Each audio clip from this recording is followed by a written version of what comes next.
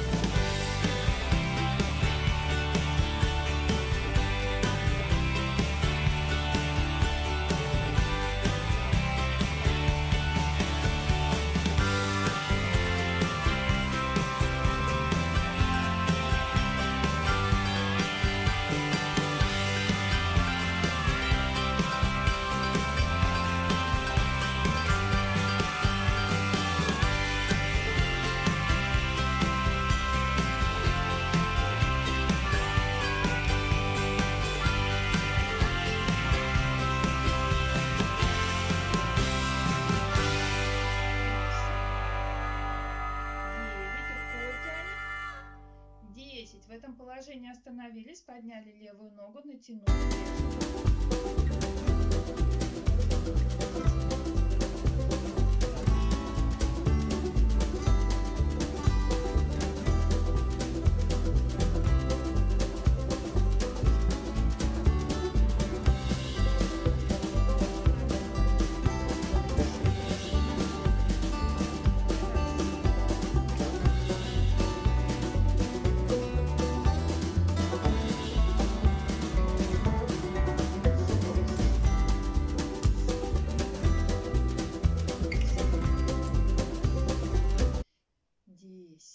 Левая рука вверху, ушли вправо в наклон, левая нога вверх, держим.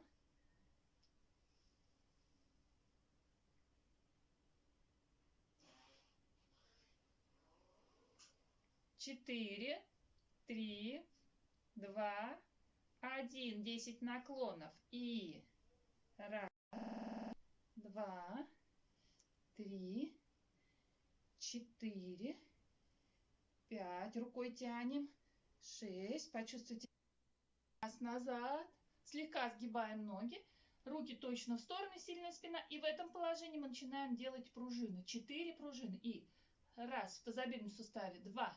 Таз толкаем назад. 3. Приставили правую ногу. Медленно с макушки вверх вырастаем, позвонок за позвонком. Молодцы. Сейчас повторим все то же самое в другую сторону. Встали, приготовились, стопы вместе. Вытянули руки в стороны, лопатки соединили, наклонились вниз и делаем 4 пружины. 1, 2, 3, 4. Левая нога назад. 1. Держим. 2. Ласточка. 3. Вдох, выдох. 10 раз. 3, 4, 5, 6, 2, 3, 4. Еще раз. И 1, 2, 3, 4.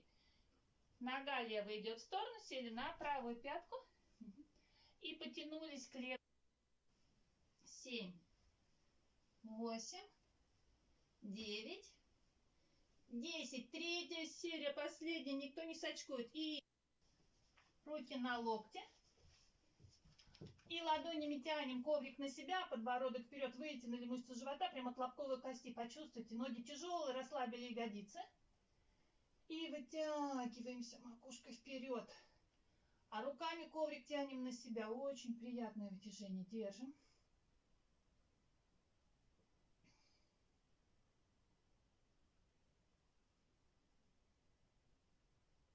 Хорошо. Легли позу 8 точек. Ладони под плечи, голова на подбородок. Таз подняли вверх. У нас лежит подбородок, грудь, ладони под плечами, коленки и пальцы ног. На выдохе втягиваем живот в себя и зажимаем сфинктеры. Выдох. На вдохе отпускаем. 10 раз работаем.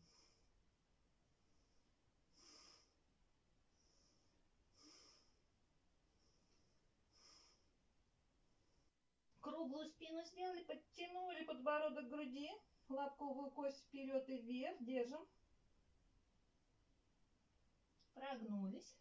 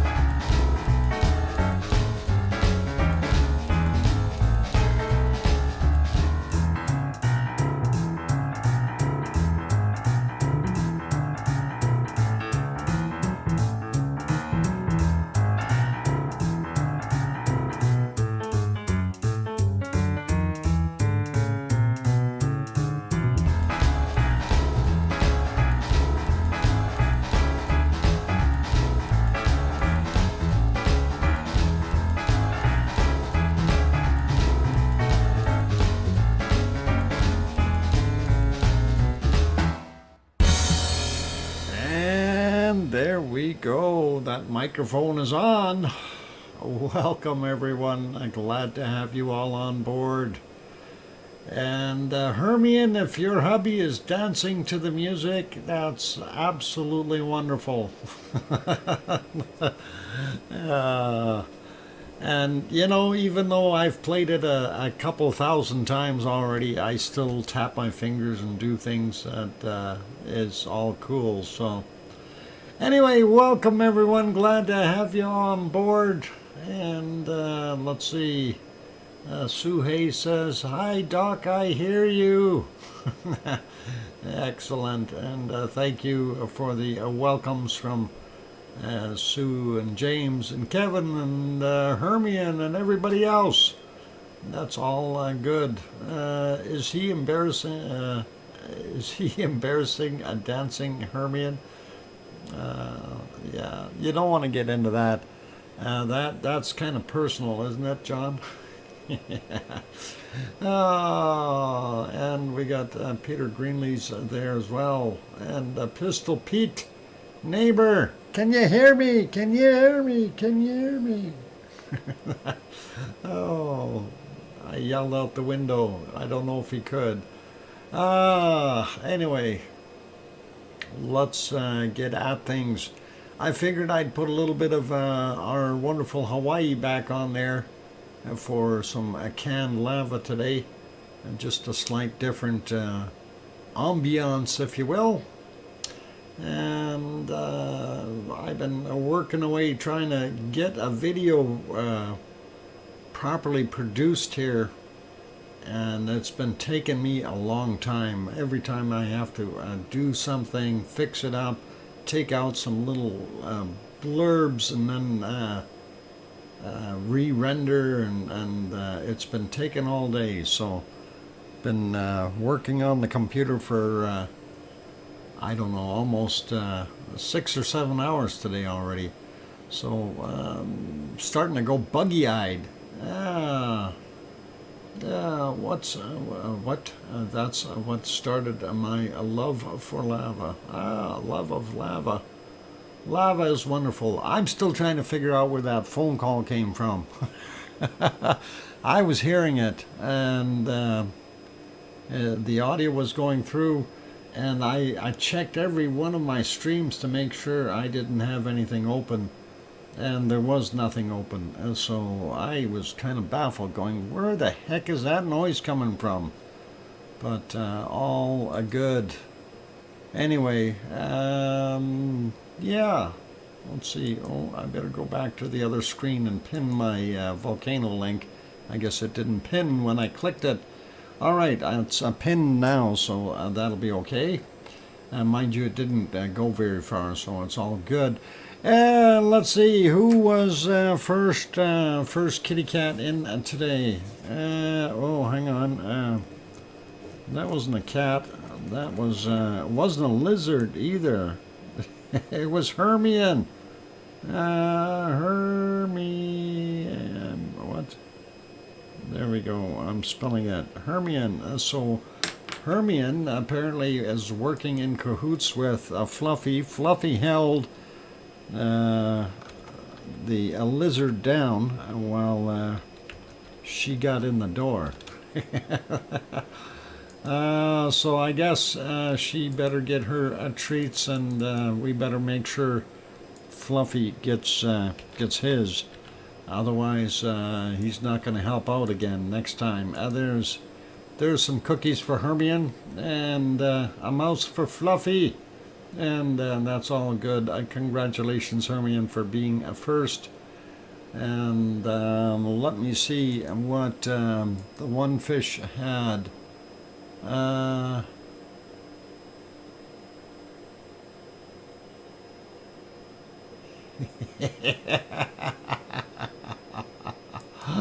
Oh,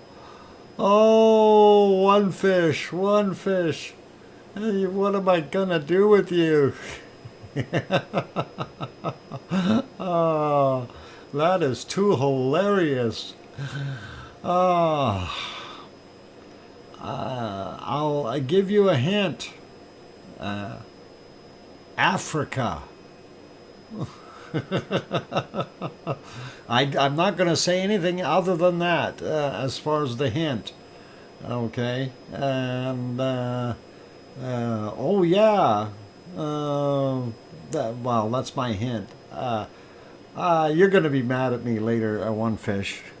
I know you are. That hint is another fox trickery item.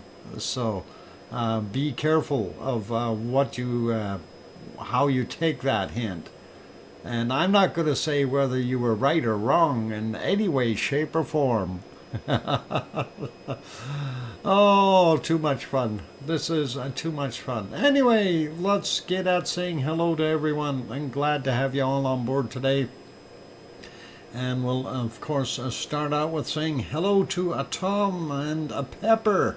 So that means it can't be the snowcano from last year. Nope, not the snowcano. Sorry. And let's see. Welcome to Sebastian, One Fish 26, and John Raper, Henry Nelson, Radio Shack 501, and I still want my DX 302 back. I like that radio. And of course, Hermione and Fluffy got the wonderful cookies. Welcome to Sue and King Colin Deadman. Let's see, Janice is back. Welcome. Scott Hartman on board. Sharon Stewart, I can hear you. And let's see, Peter Greenlees is here and going up looking for more. Kevin Haynes, welcome. Liz Oid is on board. Who else didn't I get? Mars 2028. The Martian has landed. And yeah, careful of the exhaust thrusters there. Don't burn anybody. Let's see. Who else we got? I got John, got Sue. James Oulette, welcome back. And still scrolling up, looking for more wonderful names. I do see neighbor Pistol Pete is here. Welcome, Pete. And still scrolling up, looking for other wonderful people. And who we got? Layla is in the house. Welcome back, Layla. Scrolling up some more, looking for more names, possibly. And hello to all those sitting in the Lurkers Lounge. Mariano, welcome. Glad to have you back. Jane Mary, also here. Welcome. And who else we got? Got Layla, got Sandra Rockland, welcome. And Grandma B is also here. Good to have you on board. Dan also made it in. And let's see, who else we got in here? Maria. Good to see you, Maria. And let's see, did we have anyone else? As I'm still scrolling up, looking. And I'm not seeing other names. Oh, Larry L. There's one. Welcome, Larry. Still scrolling upward here, looking for possibly more names. Grandma B we got. Okay. Lots of chatters today, which is awesome. Connie Tyree, did I say your name? Welcome, Connie. And Ken Wilson also on board. And I'm up just as far as I can get, so I hope I got everyone's name. Hope I didn't miss anyone, and then we should be okay. Arliss Scott, okay. In for a quick hello. Welcome, Arliss, and if you're leaving, bye, Arliss. But thank you for coming in, and appreciate that. Let's see. Yeah, I think we're all good with everybody for right now. I'm just kind of going, what do we talk about today? Really nothing major going on in our wonderful volcano world. And I think what we can do maybe is we will take a look at Iceland first. And take a look at what is going on there before we move on to other fine places. And we'll get back to Hawaii in a little bit here, and we'll actually stop or pause this lava. There we go. And let's see if we can see what we got happening in our wonderful Reykjavik first off, and see how they are doing. So pop over there, and there is the city of Reykjavik at 23:05 their time, 11:05 p.m. I seen an ambulance earlier. I don't know if that was anything to do with any accidents or something. I hope everybody's okay. That's the view there. Let's go back about 9 hours so we can get a shot of their daylight view. And yeah, not a bad day. A little bit of overcast up top there, spotty clouds. Looks nice in general though, so nothing too terribly bad. And we'll put that back on live, make it small, go to the next one. This is the airport shot, and we'll bring that one up live and full screen. There it is at night. You can see our don't hit me beacons going around on top of that Perlin Center. These two cameras of course are on the Perlin Center in Reykjavik itself, and there it is during the daytime. Nice clear view, and we can see the regional airport, and of course the nice grass that is going to turn green eventually. Eventually, if it ever warms up there. Not sure what the temperature is there. Might still be somewhere around the freezing mark or slightly below that. So grass doesn't grow too well if it's frozen. And let's see what our next shot will look like. We'll make this one smaller again. And here is the one from, well, we can see the two towers over here and the lights of, how come that one looks so funny? It's almost like it didn't grab it all the way. Ha! Okay, let's go back and see what it looks like in the daylight.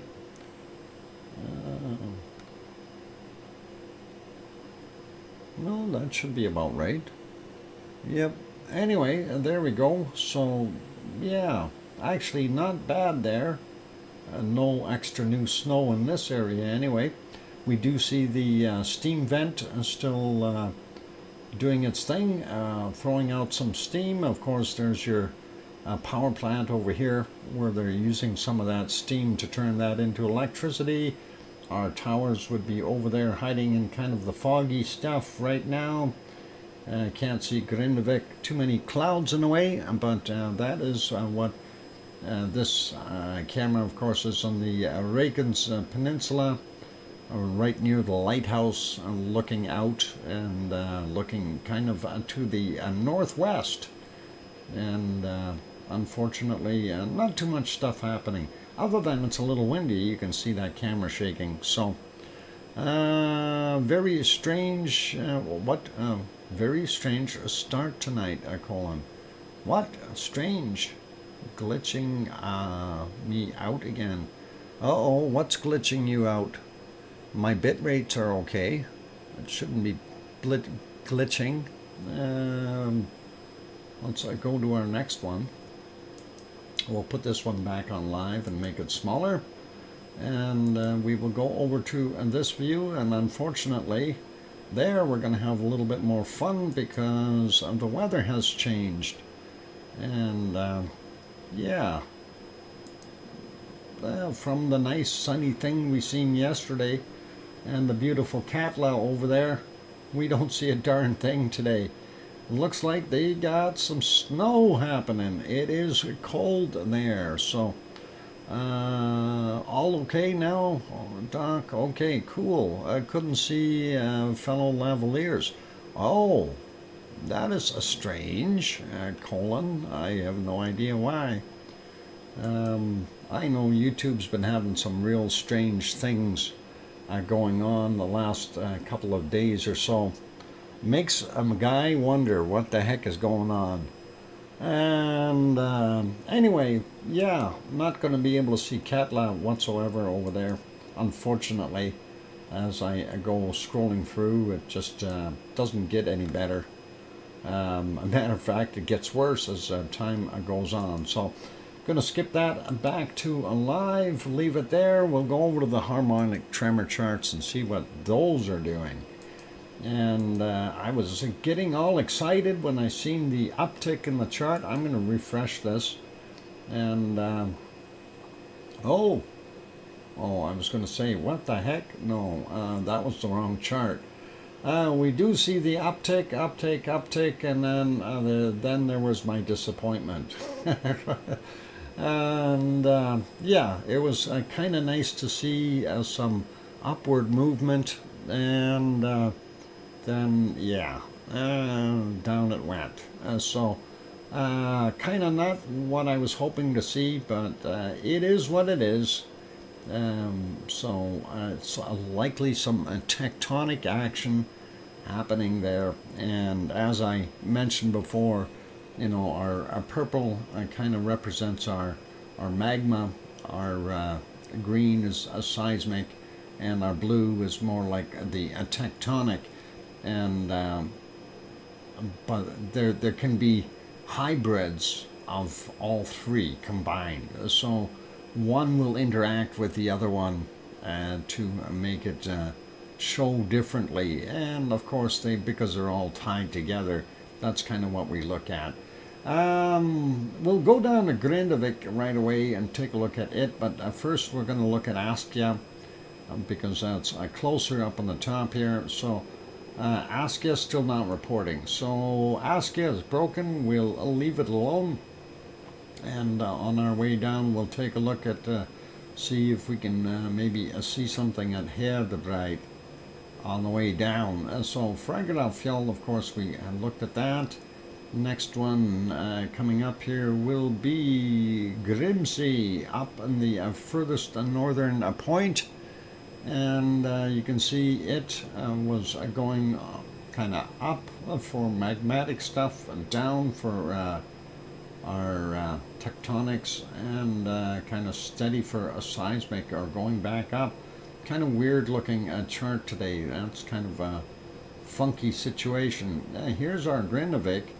Very similar to what we were seeing in Fragedalfjall.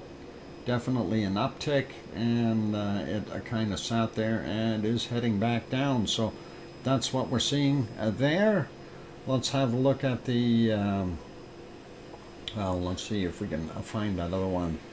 HN, I think it was what it was called.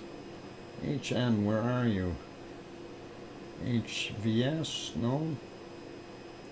Maybe we don't have one anymore. Maybe it was Herdebreit was this one. Sensor's not working. Okay. We'll leave that alone. And next thought in mind is taking a look at the Krusavik one. And we'll take a quick peek at it. And it actually moved up even higher than what we've seen at Fragedalfjall.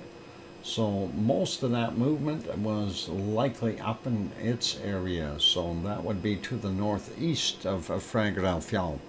Interesting to see that on the charts here. So very cool. Anyway, we'll put this back on Fragedalfjall so we don't lose it. And I'm just kind of cruising through to see if I did miss that other one, and I did not. So, all right, Fragedalfjall, one more. There we go. Actually, I was looking at the other one. Where is it? This one here, and I thought, wow, that'd be some pretty good action there on this one. False yokel. Interesting.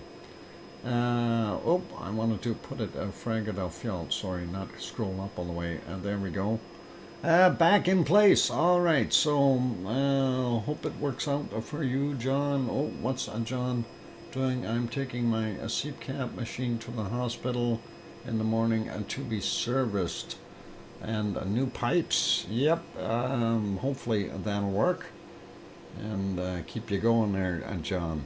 Next one, we'll pop over and take a look at some earthquakes there in Iceland. And of course, we're only seeing 39 today for the last 24 hours. Very interesting to see that. Let's start out here in the top, and we'll go up by the island of Grimsey, the northernmost inhabited point for Iceland. And yeah, there's some houses there. I don't know who all lives there, but I'm sure they know everybody. And let's see, point 1, 5.2 kilometers down, 8:13 a.m. 1.7, 4.9 kilometers down, 8:09 a.m. Another one at 8:09, 1.7, and that, oh, I think we're on the same one. There we go. 9:50 a.m. and that is a 1.5, 4.2 kilometers down. 14:07 we had a 0.6, 5.3 kilometers down, and a 0.9 from 5.2 kilometers down. 17:21 was the time on it. Then a 1.1, which happens to be 1.1 kilometers down at 8:07. There we go. And at 17:46 we had a 2 in magnitude, 8.1 kilometers down for that guy, and a 0.7, 5.1 kilometers down from 5:58. And going down a little bit more, getting back onto land, we've got this one here, 0.1, 1.1 kilometers down at 12:04, just after lunch.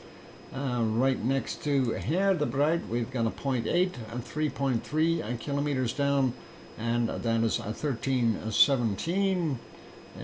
One right here at Askja, and that is a 0.35, 12.3 kilometers down. I don't think that's going to cause an eruption. 3:09 a.m. is the time on that. And then we've got a 0.06, 5.2 kilometers down from 2:43, and 2:44 we had a 0.25, 6.2 kilometers down for that one. So not a lot of action there for a volcano that's supposed to pop. Here's Bardabunga, and we got a 1.0, 1.1 kilometers down, 22:56. Then over here we've got 0.67, 1 kilometer down, 4:09 a.m. It looks like a 2 right here beside this guy. And that is a 0.4, 3.9 kilometers down, 7:43 for that guy. And the other one is a magnitude 1, 4.5 kilometers down from 7:44. And let's carry on and see what else we got. Next area is Katla. We want to stay with and see what it is doing. My computer's acting funny. In case my computer crashes, just hang in there, guys. We will reboot and get it going again. But it's been acting kind of weird earlier. There's a couple times where all of a sudden it wasn't doing anything. I'm still sending out right bit rates though, so if you're buffering, I have no idea why. That is odd. Anyway, 1.1 kilometers down, 5.2 is the depth on this, and that is from 1930. And then we've got a 2.26 surface quake, 135 meters down. And I'm keeping an eye on that, seeing if it's doing more. Okay now. All right, you were buffering too. Wow. I wonder if there is something going on here. Maybe I'll have to try rebooting during the break or something. We'll see what we can do. Like I said, it was acting funny weird, and it's not asking for any updates or anything like that. So I kind of wonder what the heck is going on. Anyway, 2.26, 135 meters down, and 9:59 is the time on that guy. Then we got some other fair-sized ones. 2.3, 995 meters down, and that's at 14:53. Not sure if that's still in the ice or not. That's pretty low. 2.43, and that is in the ice, 135 meters down, and that is from 1440. Next one over is 1441, and that is a 1.93 in the ice as well, 135 meters down. Next one over, same thing, but the size is 2.48, 135 meters down, and 2304. And the last one for our Akatla area is a 5.2 kilometers down, and that is 5:12 is the time on it. And let's see what we got going here. And next one's over, and really nothing in between today. I'm kind of surprised at that.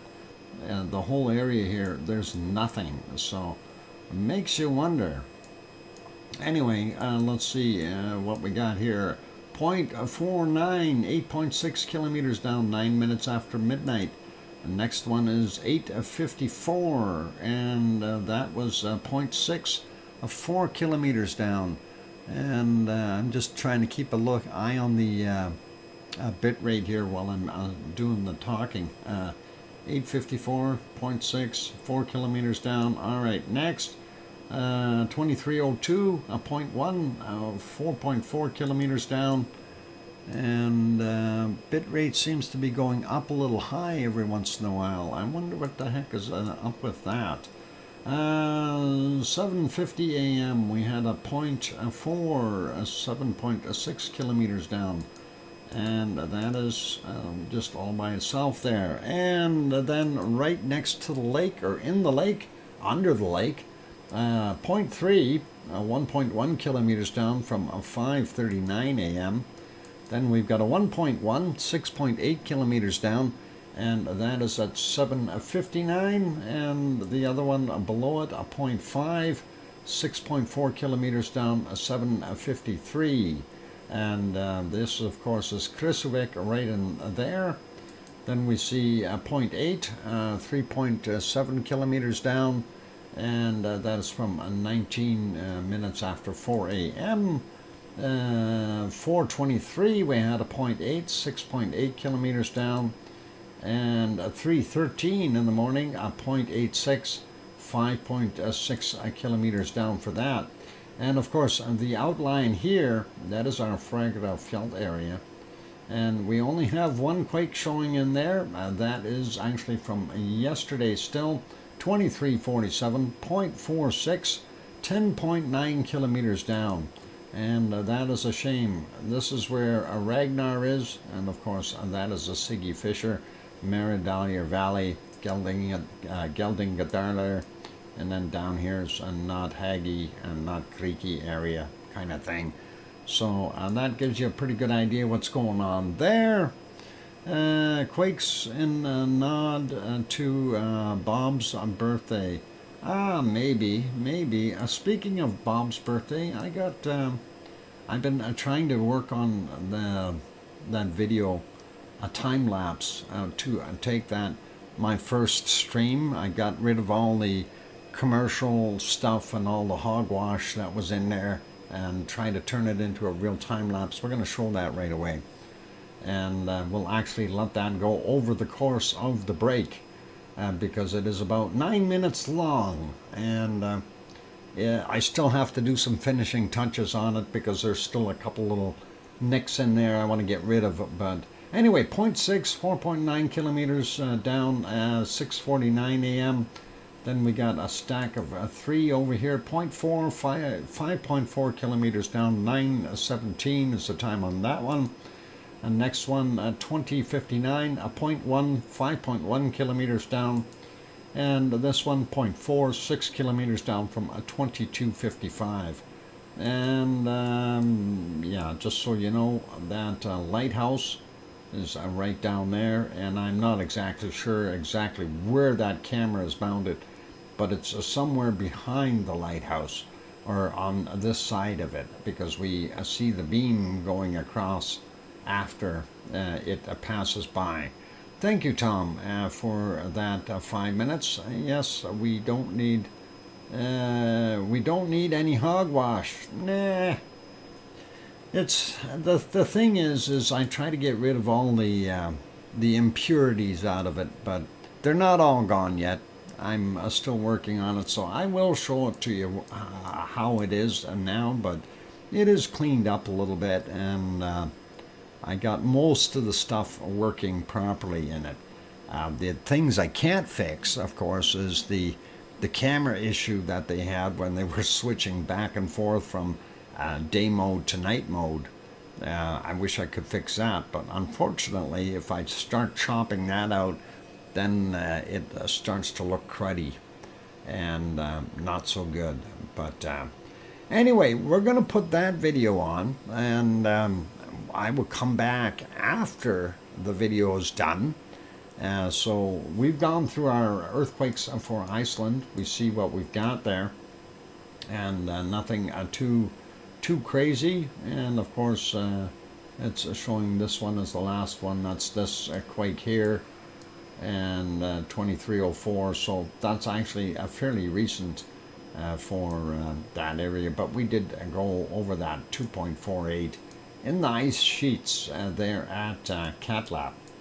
And let's leave it be for right now. I'll load that video up, and hopefully our bit rate will calm down and be nice and continue to do its thing. So yeah, let's see if we can throw that video on for you guys.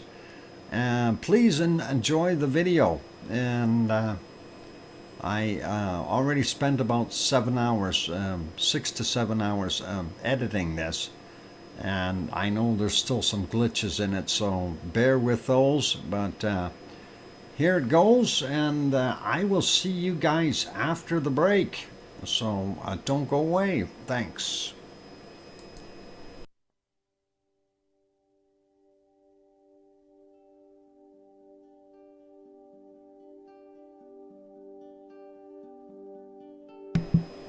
And yes, it has quiet music.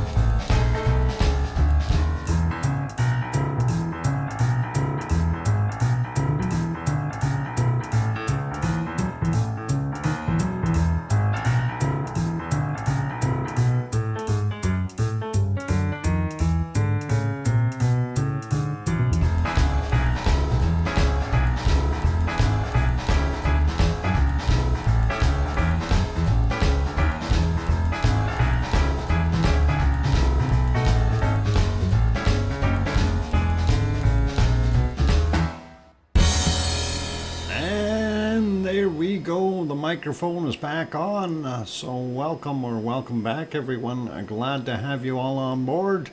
Of course, I'm your host, DrFox2000, here in Edmonton, Alberta, Canada, and you're watching VolcanoX live stream. Thank you for the welcome backs and welcome, Neil. Thank you, Neil. And Linda Schoof is also here. Welcome, Linda. Thanks, Kevin and Mars and John and Yvonne. I hope you like that. And thank you, Colin and Jane. And I hear you, Dr. Fox 2000 from Sharon Sturt. Thank you for putting that together. You're welcome, Sue. It's not quite, the finishing touches aren't quite on that video yet, but still a couple little glitches I gotta get out of there, but we'll work on that before I upload it. But I think it'll be worthy of uploading, and I think it looked not bad for the most part. I got most of the extra fluff out of it, so you know, it is what it is. Thanks, Henry, and One Fish as well there. Thor said, I wasted 8 hours at the loading dock. I haven't left Denmark yet. To have done ought to have done 800 kilometers by now. Got them to write that there was a fault, not mine. Okay, their fault. Okay, hope for some daytime driving. Awesome, Thor. Hopefully that'll be okay there. And thanks, Henry. All right. Yeah, the of course the finished product here. I will put that online later tonight, I guess. And it's kind of my tribute to Bob, the volcano. So. And you know, it was and I don't know if you noticed that, but I did improve the quality slightly to the video as well, by doing a little filtering and such. So hopefully that'll all be good, and hopefully Philomena will be able to get her eyesight back properly so she can see later on, and be able to enjoy that as well. Especially the nighttime scene where the lava near the end, where that lava is dispersing really nicely or fanning out. I thought that looked pretty awesome. Nevertheless, it's time consuming to do some of those. And now he's buried and resting 30 meters underneath. Yeah, it's unfortunate, but that's what it is. I would have loved to have been there right when it started, or right around this time, Yvonne. That would have been cool, because we started recording, like, okay, from what I understood, the official time in on it was on the 19th, at somewhere around 1930 is when they got their calls saying that it started erupting. And of course, this is almost 24 hours later, so 20 hours, 22 hours later, or something like that. And of course, that's when I started streaming it. So it is what it is. And you know, for us, though, it was the first volcano stream that I ever did, and I thought it was a pretty awesome, and hopefully we can keep going with it, and keep other things nice. So it's hard to take in that this is far under the surface now. Yeah, well, as I was mentioning before, the let me get my whiteboard actually working on top of this, and use crayons. And this area right here, actually, let me clear that off here for a second. More specifically, these rocks. Okay, when I was flying my drone, I was flying it. This area here is all covered in lava. up to that point. So it's all full. And this was the little outcrop here where I've got the arrow pointed, and I took shelter from the wind right there. And this piece here is covered in lava right there. So that's the level of the lava, and that lava would be somewhere around this mark. So, you know, if you're looking at that over there, actually over there it's even higher. But that's kind of the way it is. Lots of lava sitting there, and hopefully it'll be okay. I give you a like before I go, everyone, but I will miss all of you. I love you all. All right, take care, Philomena, and I hope things get better for you very quickly. Anyway, all good, and yeah, it is absolutely awesome to see that. And like I say, I've tried to improve the quality of the video just a tad bit. My work clock starts in 15 minutes, so I will be audio only. No worries, Thor. That's all good. You got to do your thing, even if they're late giving you the load, and that is not good. Anyway, yep. Let's carry on with the stream. That, of course, is my little gift there for our wonderful day one of streaming, and I figured the time and effort spent on this is well worthwhile. I will upload it later tonight, so if you guys want to go have a look at it again on your own, you're more than welcome to do so. In the meantime, let's go cruising around other places and see what we've got going on. Let's start with the Azores, since we're just slightly south there. Oh, where the heck is my Azores? And yeah, not looking so good there. We do see Pico Island lights off in the distance. It was pretty rough water there today. This is one of the little towns here in the harbor.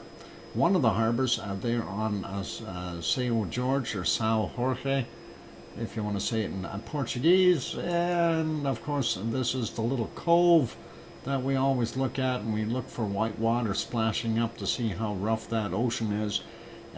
Actually, it wasn't that rough anymore. It was earlier. It was pretty big waves coming in there, but it did calm down a bit. And I think it may have even cleared up slightly. Looking for earthquakes, we only see one new one, and that is on São Jorge. The one new one there. That's a 2.5. Came in at 10:34 today. So that is right there on the island. And of course, still nowhere near the other side where all that uplift happened. But hey, we'll take it if it's over here. And let's go to the other map. I'm going to refresh that one because we want to see if there was anything new that popped up elsewhere. And let's go take a quick look. We do see this one 15 hours ago, 3.0, 4 kilometers down. Came in at 8:43 a.m. And then, of course, there's the one from 13 hours ago on São Jorge. And that is 8 kilometers down, by the way, at 10:34 a.m. The other one is from 6 hours ago, 2.4, and that came in at 17:56, and that is a surface quake, and that is right on the corner of one of those spots there where the fault actually shifts over. So something moving, something shifting, and always interesting to see that. And that line, by the way, that is the East Azores fault, just so you know what it is. And if we zoom out, there we can get a better idea of where we are, right in the middle of the Pacific Ocean. There's Portugal and Spain over here, and France and England, and of course Ireland and Iceland over there. And there's a Newfoundland and Sue waving to us from Nova Scotia, from Cole Harbour, right in there. That is all good. And that is cool. So, what? I remember the delicious espresso we had there was as good as in Sicily. Or my shoes are falling apart because I was too close to the lava. Uh-oh. And of course, all the lovely people I met. There you go, Yvonne. And Sue waving at us. Yep, I see that over here. And that's all cool. So, kia ora, Amelia. Glad to have you on board. Anyway, let's leave the Azores. Let's move on to our next destination. And wasn't supposed to be Sangay. We'll get to the right one there. And that is supposed to be where we're going. And let's see if it'll actually show up. There we go. Popocatepetl. And that is at 17:49 their local time, or 5:49 p.m. Gee, that's the same time as my place. And that is all awesome. It has been off-gassing and doing the occasional puff here and there during the course of the day, as you can see. There were some small eruptions during the night, nothing that I would worry about or write home about. 1518, we have this one, very small as well, and little puffs and some clouds, but there's a bigger one right in here somewhere. There we go, 1404, and I don't know if it's really all that much bigger, just more spread out, I think. But a lot of tephra and ash and everything else within that cloud as it came out. There might have even been a little bit of lava splatter, but it's so difficult to see during the daytime because of the sunshine and everything. Here's another one a little bit earlier from about 1:30 in the afternoon their time. And as we carry on, there was a few more little puffs here and there. Not going to stop on every one of them, but I'm just looking for something bigger as we get into our morning light here. And morning, of course, starts out earlier there now, which is really kind of nice. Right around here, we've got at 6:13. Really only off-gassing, not seeing any major lava flow. It does look like it just spit a little bit of lava out here, and you can see it rolling out right there, and that is kind of neat. That's the only thing that I seen in here as far as lava. I don't know if that was lava or maybe just dust being raised by the lava, or a rock. Some tephra thrown out anyway. And earlier than that, we didn't see a heck of a lot other than some glow. If it puts me back to earlier, will it give me some more time here? Let's see. If I go all the way back, will it give me 3 more hours? No, not today. Because it was about 3 o'clock in the morning that the little splash that it had came out on the sides. But we'll leave that be, and we'll put it back to live. And oh, it happens to be erupting again slightly. So all good. John Raper saying good night all. And hey, how come our screen is not that big? There we go. Somebody cheated with the screen. We'll fix that up. And anyway, that's better. Yeah, so that's coming out of there. Looking at the other side of it, of course, we'll make that a little bigger. You can see it. And 480 is all we get out of them, darn it.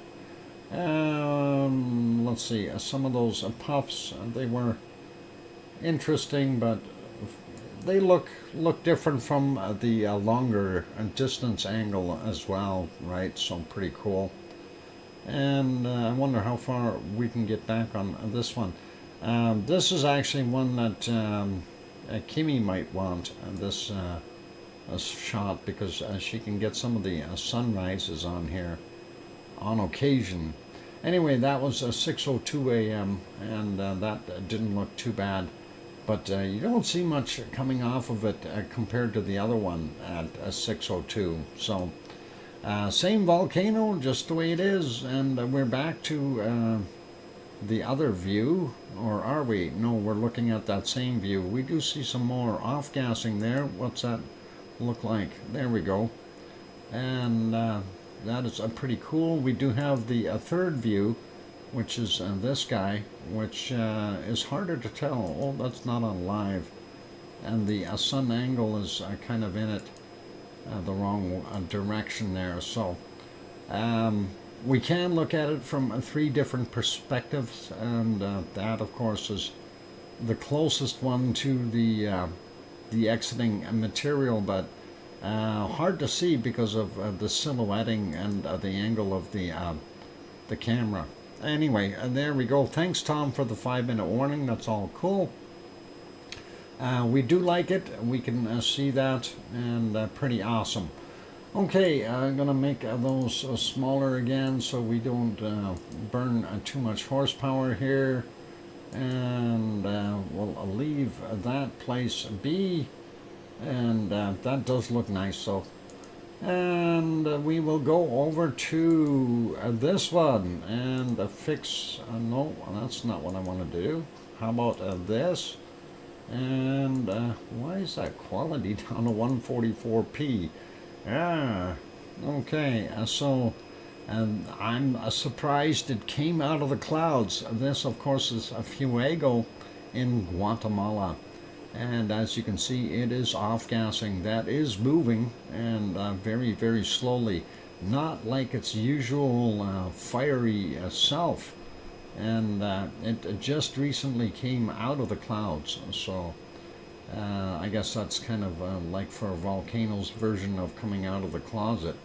Ah, I'm punny. Ah, I know, that's bad.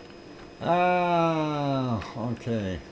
Anyway, well, I was going to say we're going to go take a look at it, but right when that popped is when it was still in the clouds, so that ain't going to help. And earlier in the day, it was pretty much cloudy. It was hit and miss in between. There was a couple of spots there that we could see, but for the most part, wasn't all that good. This is at 9:30 a.m. and then shortly thereafter, it was clouds again. So that's kind of where it was at, and we couldn't see a heck of a lot. I'm surprised he even had the stream running all day, but yeah, that's our typical picture right there. Let's put that back on live. Oh, it's pluming out some more. Going pretty straight up too, which is kind of cool. And nice to see that. And let's see, what else we got happening here? Messiah volcano, and that is in Nicaragua, a couple countries further south. And that is what the look was like at 1709. Let's see what it looks like now. About the same, not much different. Quick peek at a Sangay volcano down there in Ecuador. And of course, Sangay, let's get the other button hit here so we can see the whole screen. And make sure that everybody knows it is volcanodiscovery.com that this is coming from. Surge of magma has risen in the conduit. Emissions of red and condensance, and fluid lava.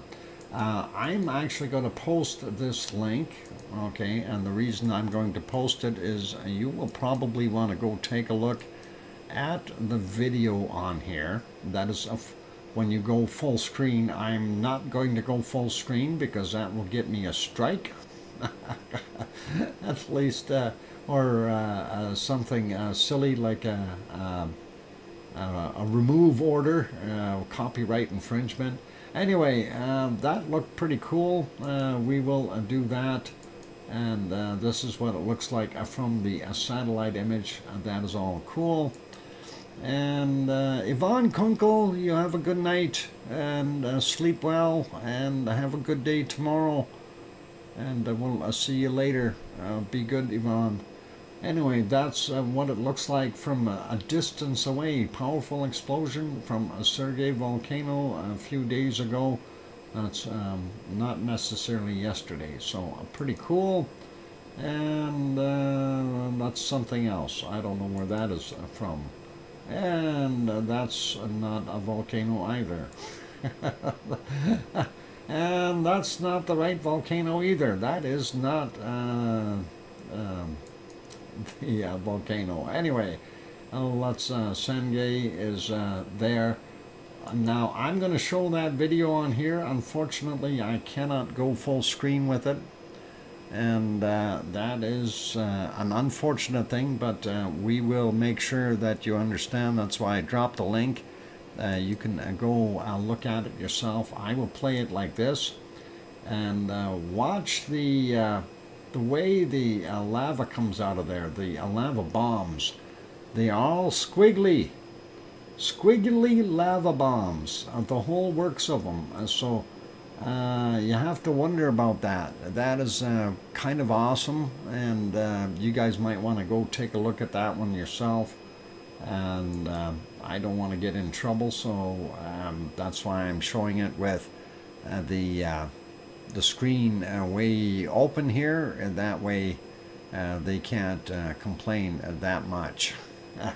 Anyway, looks pretty wild, so if you can, take a look at it yourself. I did drop the link. And we can leave that be. And let's see, next one, Villarrica. And Villarrica, of course, Volcano Central Chile, resumption of the paroxysm activity, as they call it. We do see it somewhere around 110, 115 meters in height as far as the output. This is from the 18th, of course. Volcano showed an intense Strombolian activity again last night after roughly 1 month since the last strong eruption or eruptive episode. A so-called paroxysm occurred. A vigorous lava fountain phase returned back to the summit event. Lava jets surpassed 100 meters in height by ejecting hot, juvenile, and plastic lava that landed onto the upper slopes and or crater area, accompanied by steam emissions. Sounds were heard up to 8 kilometers from the crater. And thank you for reminding me that it's a break time. So quick peek, that's what the shot is like, and we're going to go on a break right away. And of course this is the satellite image for it. You can see it from looking straight down into the hole. And careful, things come out of there. Anyway, we'll leave that be, and you guys can go take a look at that other one. I'll drop that link one more time. You can do that during the break if you want. There you go. And on that note, I am going to go take a break, you guys. So stick around, and after the break we will have bacon seeds.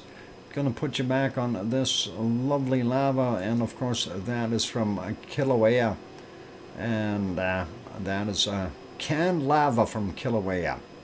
And don't forget about this, and remember this fox trickery going on here. So that is your wonderful volcano of the day. And remember, fox trickery going on, so be careful what you suggest. Anyway, I'll be back. Hit that like button if you haven't done that yet. Also, if you have not yet subscribed to the channel, consider subscribing if you're sitting in the Lurkers Lounge peeking in, especially if you feel that we deserve it with the good material you're seeing. On that friendly note, I'm your host, DrFox2000.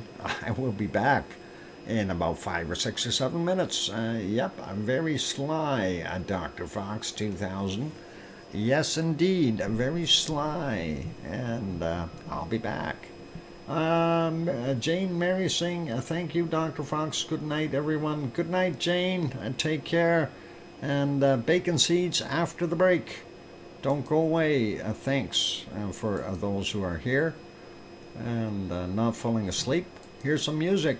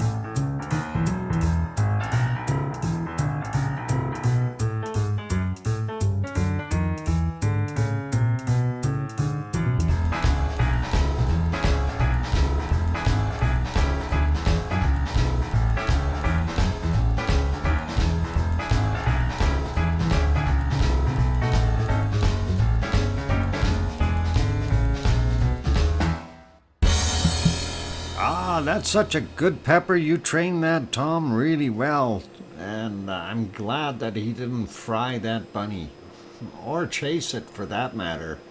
And held its point, or held his point for 5 minutes. That is awesome.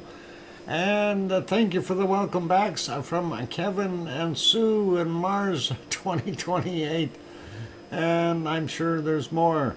And anyway, it's a time for bacon seeds, you guys. So let's get over there and see what we got cooking, and making sure my bit rates aren't going weird again. I've been watching them, they've been going up, not down, and that is really weird. And I hear you, DrFox2000. Yes, more indeed. Yeah, we'll see. Let's see what we got for bacon seeds. And of course, these are the last ones from yesterday. And of course, our wonderful Piggy sent out new ones. And there she is, doing her thing. And here's the first one that she sent. Things that make you go, Yep, how about that? How old is this little wrinkly piggy? That is a nice looking little one. Very juniorish. And I'm sure she has got her pearls on. And that is awesome. Next bacon seed is this one. Looks like having a margarita out at the beach. Piggy's having a good time and taking it easy. Something like that anyway. That looks awesome. Closed her eyes to be able to get some of that goodness in her. Yeah. Spring break bacon. Okay, it must be. Yeah, it's got to be around that time, isn't it? Spring break. Next bacon seed, or seeds, are these two. Lovely couple getting all dressed up, ready to get out and about. And they look a little fuzzy though. The one has got kind of a funny looking glumpy face there. The other one's going, yeah, let's go. Johnny Gonzalez, welcome. I'm glad to have you on board. And next bacon seed, we'll get to this one. And that one is definitely out and about and enjoying the day. Dressed up in all kinds of pink wear. Pretty cool. Kimmy Lambert, how dare you be late? How could you? It's all good. Anyway, let's go with our next bacon seed. And glad to have you on board, Kimmy. There we go. Hey, hold it. I think that's an imposter. I don't think that's a real true bacon seed. There seems to be something hiding in that suit. I am not sure what that is. Cute kid, though. Next, the bacon seed. And, another couple of bacon seeds. And we've got one in blue and one in the pink. And, of course, they're enjoying their day. Or doing whatever they're doing. I don't know what they're doing. It looks kind of funny, but hopefully they're all good. They are good bacon seeds. We gotta love that. Happy to eat ice cream, I bet. Oh, would be nice. Here's another one out and about again, all dressed up, pearls and everything. Hat on and, yeah, going out for the day. And out in the flower garden where the flowers are matching the dress, and that is pretty. And a good quality bacon seeds here. Yummy, passing the ice cream to everyone. I like that. Definitely pink piggy a day. Yep, looks like it. And yeah. If you don't like it, you know what to do. Stick it out your tongue. There we go. And that's a kind of a cowboy piggy, and that is awesome. Next one is this one, and that's not pink. That looks kind of bluish. And smile though, a heck of a smile on that bacon seed. And we've got one more bacon seed for you for today, and let's see what that one looks like. And that is this one, and that is cute as a bell. Oh, hang on, that is wearing a bell. So that is awesome. Anyway, and those are your bacon seeds for today. Thank you very kindly, Piggy, for sending those in to us. Awesome as usual, and really excellent selection there, and gotta love it. So thank you kindly, Piggy. Definitely a pink a day. Tex, who's a Tex? Oh, anyway, welcome. Yeah. Thanks, Doc. Okay, hi everybody. All right, Kimmy. Yep, yeah, you're late. I don't know why you were so late. Show starts at 5. Not, or sorry, your time is 7. Not 8. Anyway. Oh, the cowboy pig is a Tex. Okay, I got it, Henry. Now a blue day. Yep. But that is okay. We don't mind that. Blue, pink, they can do as they need to. Anyway, let's get over to our next place of enjoyment. And that'll be Merapi, and see if Merapi will make us happy. LOL, I was at my first grandchild's musical recital. She's in the first grade. Ooh, that would have been an awesome recital. That's when you walk in with wax in your ears, right? First graders anyway. Actually, I was watching, what was it? The Kid's Voice, and I was surprised, and they had some young kids on there singing, and there was a young Spanish boy, and he was doing some old Mexican song. And of course, I don't speak Spanish or understand the Mexican language, but just his vocals though were so enticing that you wanted to listen to it no matter what.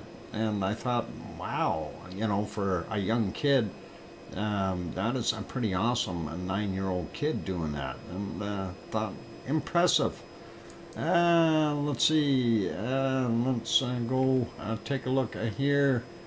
I'm looking to see if we see any lava coming out of this thing. Oh, I found a little bit of lava from our wonderful Merapi, and that is back at 2:40 a.m. Let's see if we can make that screen slightly larger. No, not that button.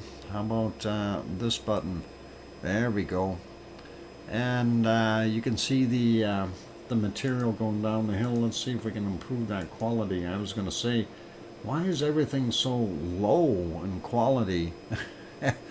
But there we go. That's 1080p anyway. A little sharper looking. And you can definitely see that lava flowing down the hill, doing its thing. Not moving as far or as fast as it was in previous times, and I don't know if it's just the volcano has calmed down a bunch or what it has, but that is all good. I see Kananaskis country made it in as well. Welcome. Good to have you on board. And let's see. Yeah, that's kind of what we got there. Couple more little pops. It should be right about there, yeah. And then we'll see if we can find some other locations that are not in cloud. where it was giving a little bit of a bacon.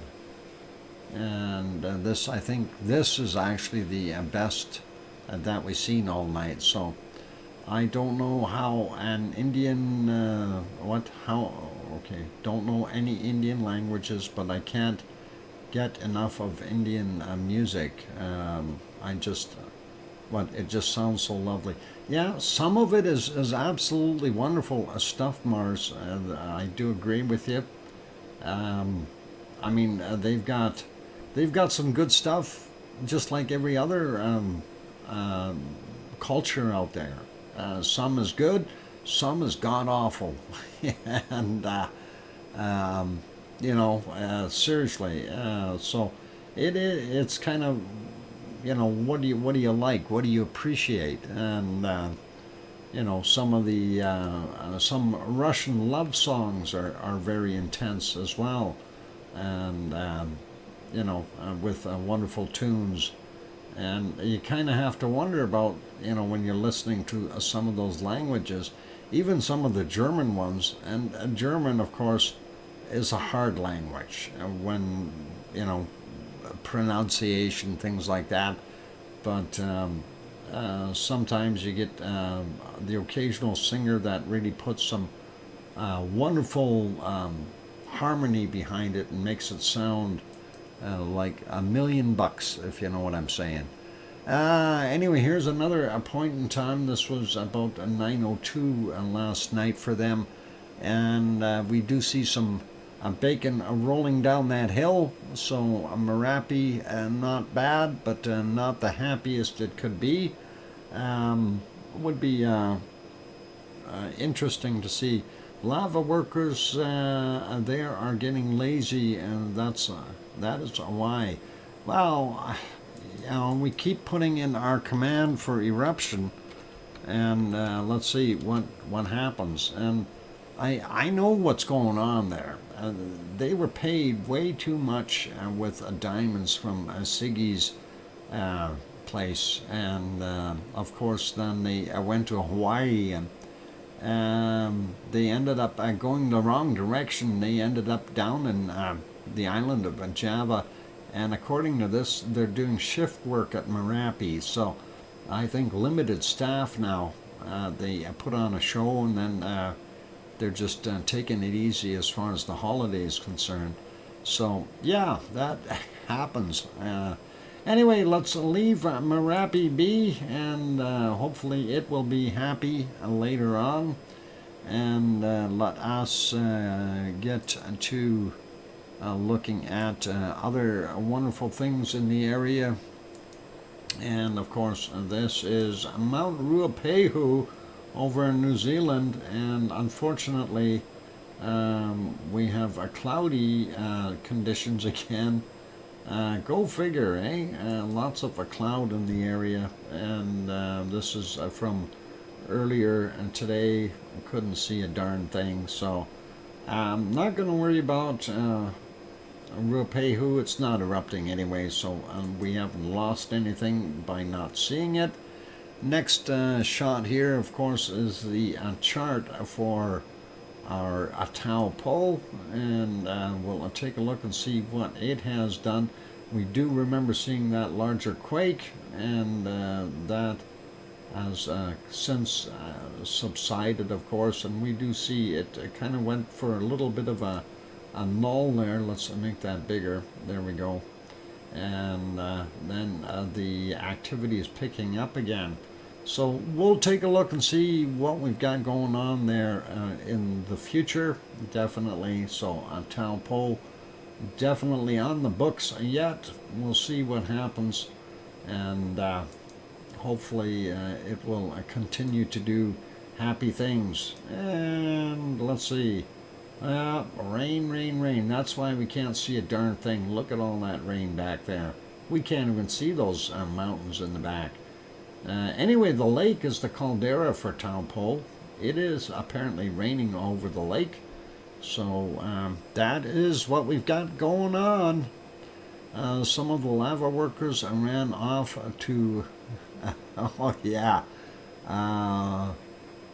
yeah, I don't know how to pronounce that correctly. I am going to stay away from that word. Phuket, for the most part. Anyway, we have to get them and send them to Alaska and teach them a lesson.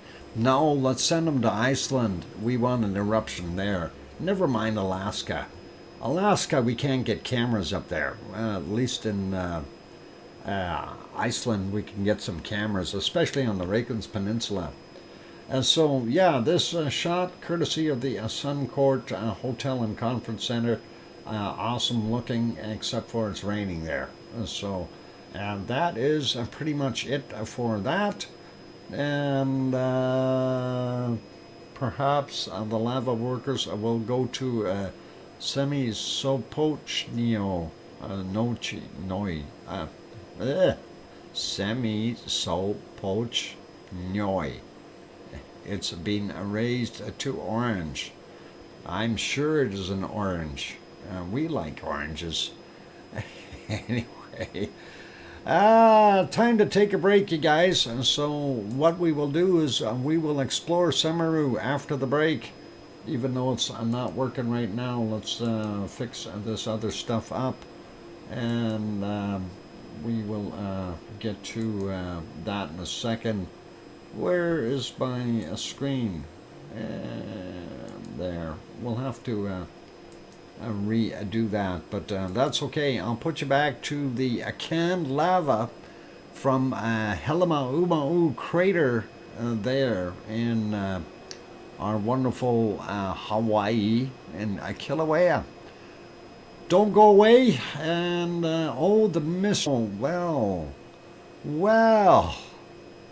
All right, one fish. I want you just to hush up.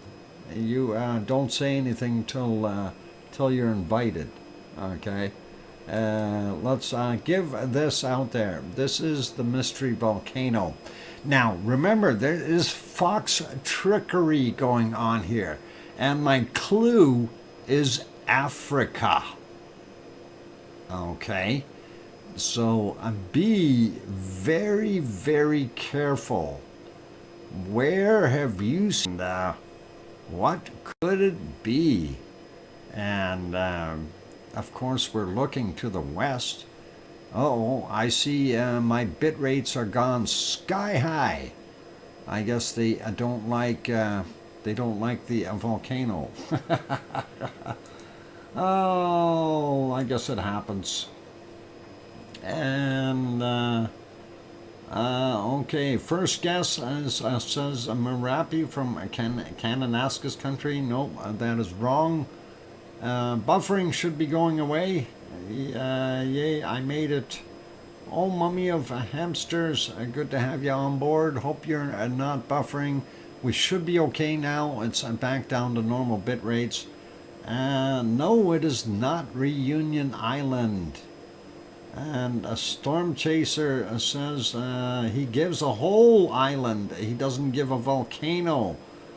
So storm chaser, you got to be more specific. There are multiple volcanoes in La Palma.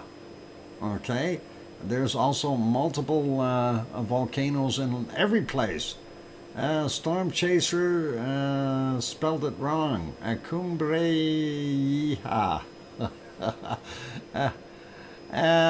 Storm chaser, I'm going to give it to you since you got it. Well, actually, our wonderful sneaky guy there, one fish already, I googled it, and he figured out what I did, or he thinks he figured out what I did.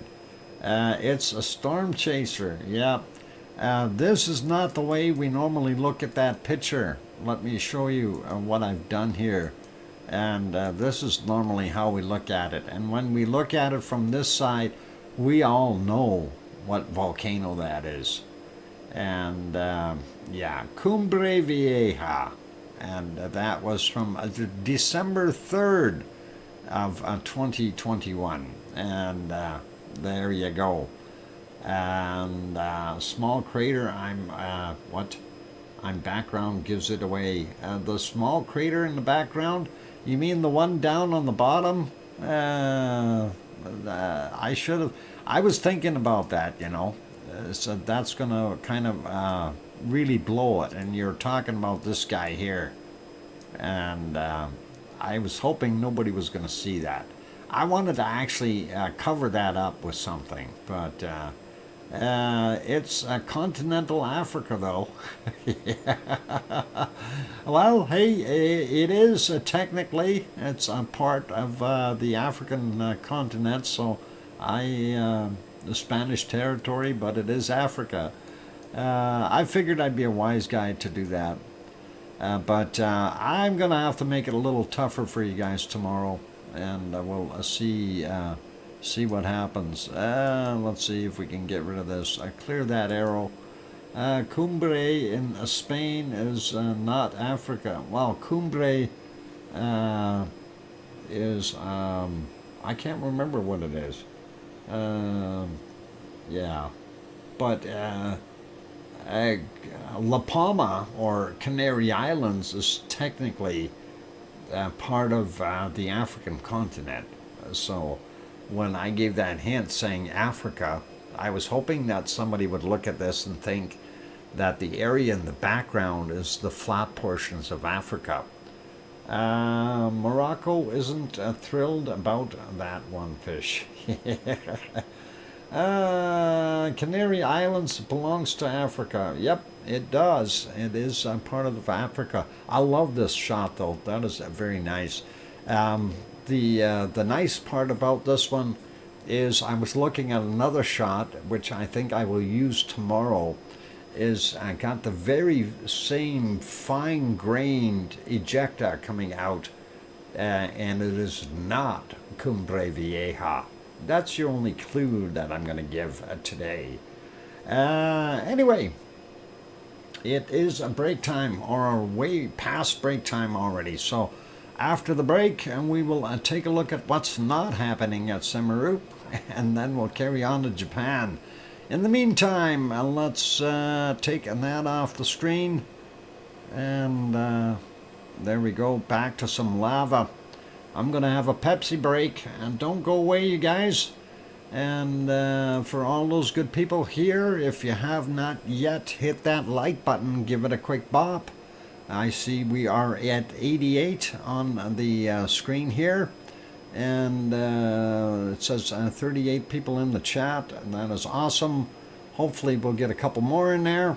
And on that note, I am going to go take that break. I will be back in about 5 or 6 minutes. Don't go away. Keep smiling. Here comes some music. Hopefully it will stay stable and not buffer for us. I'll be back.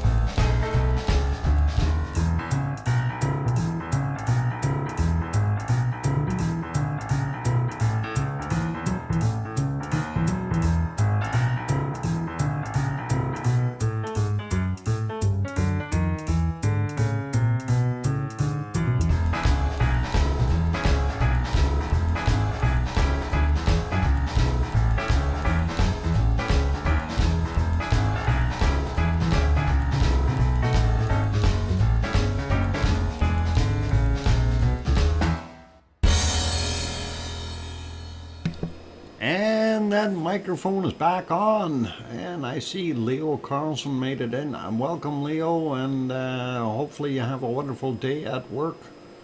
And stay safe and take care. And Mars in 2028, thank you.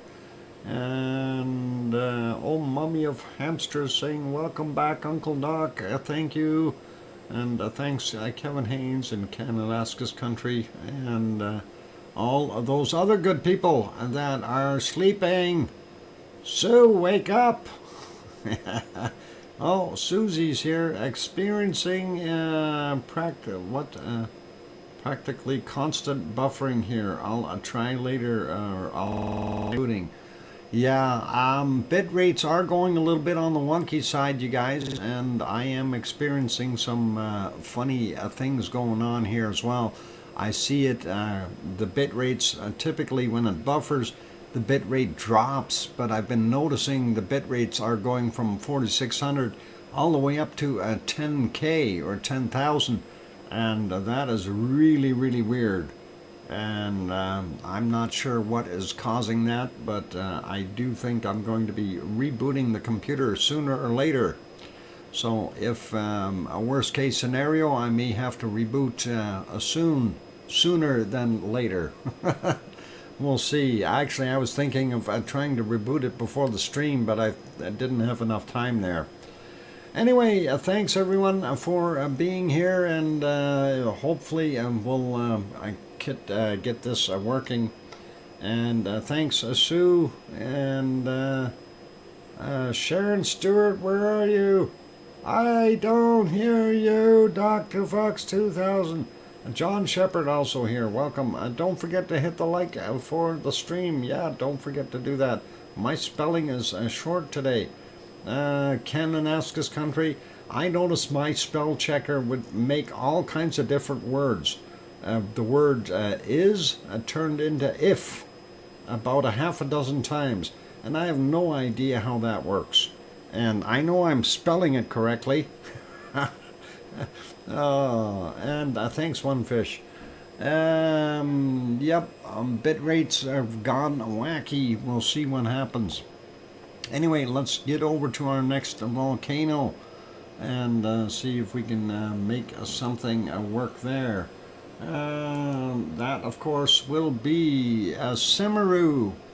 And let's see what Semeru is doing. It's in the clouds.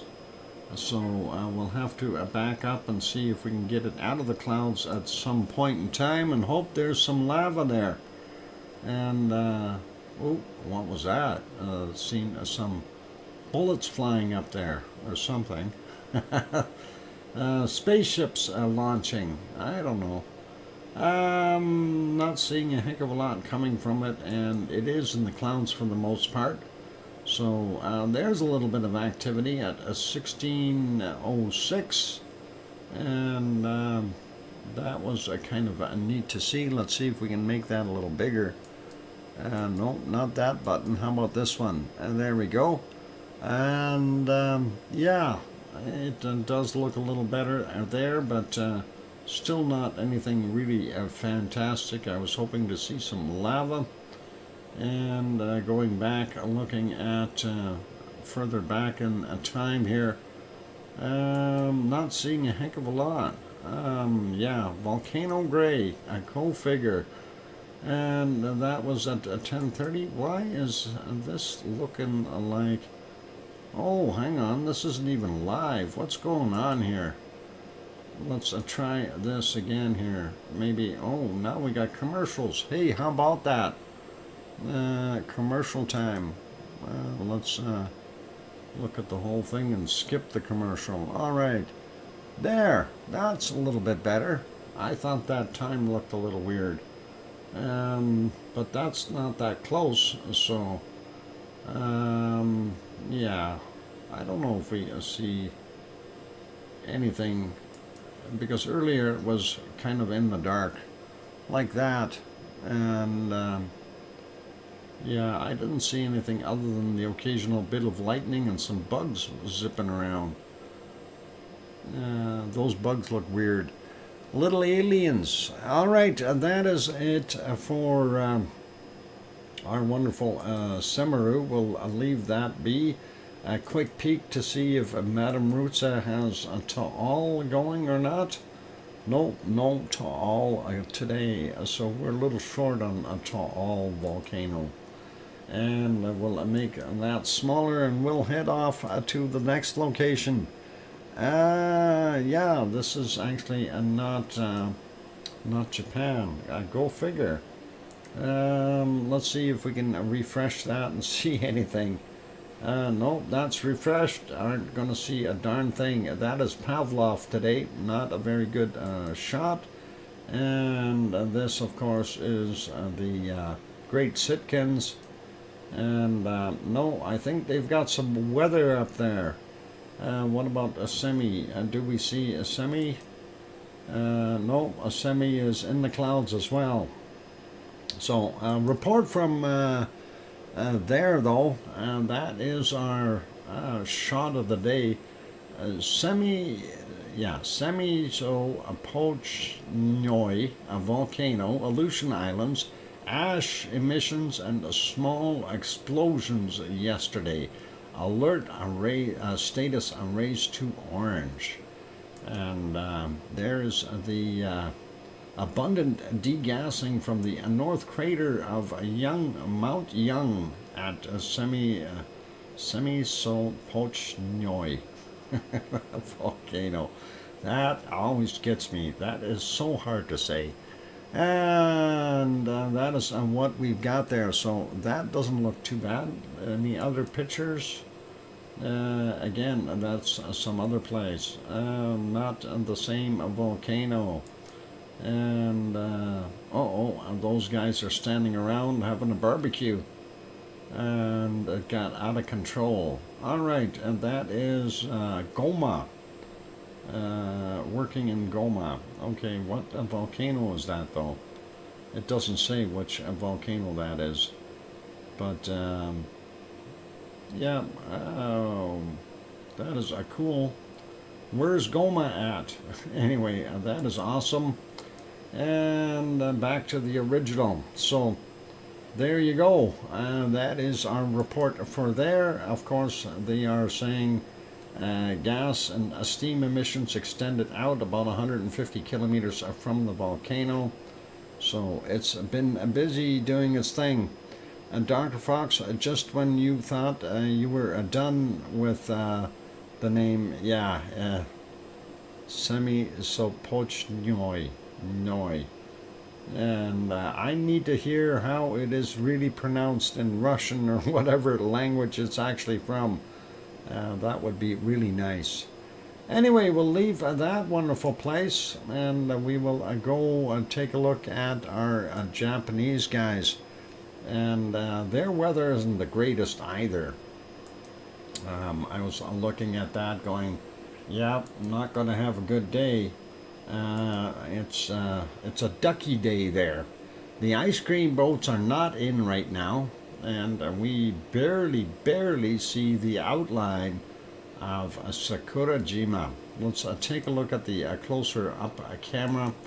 It's not quite raining as badly there. You can see, though, in the water it is raining, and hard to tell what it was doing as far as volcanic activity because of the clouds, and always makes things difficult when the rain hits the warmer areas and makes a lot of steam up top, so very difficult to see. And of course, we're not going to see, once it rains on there, we're not going to see any explosions, of course, because that rainwater just evaporates when it hits the hot surface. It's not like it's a confined vessel, so we're not going to see any phreatic explosions or anything like that. And that's kind of where we're at. And going back in time, the weather was pretty much the same for the most part during the course of the evening, so very difficult to see anything at all, and rain was actually more intense at certain points in time. And there you go. So not going to see that one today, unfortunately. Not going to worry about it. The rain over here at the other camera, very, very hard, pour coming down. I'm trying to get that to be live. There we go. Still not live. But it is pretty close to the right time. There we go. That's live now. But not that it matters. It's still very, very nasty.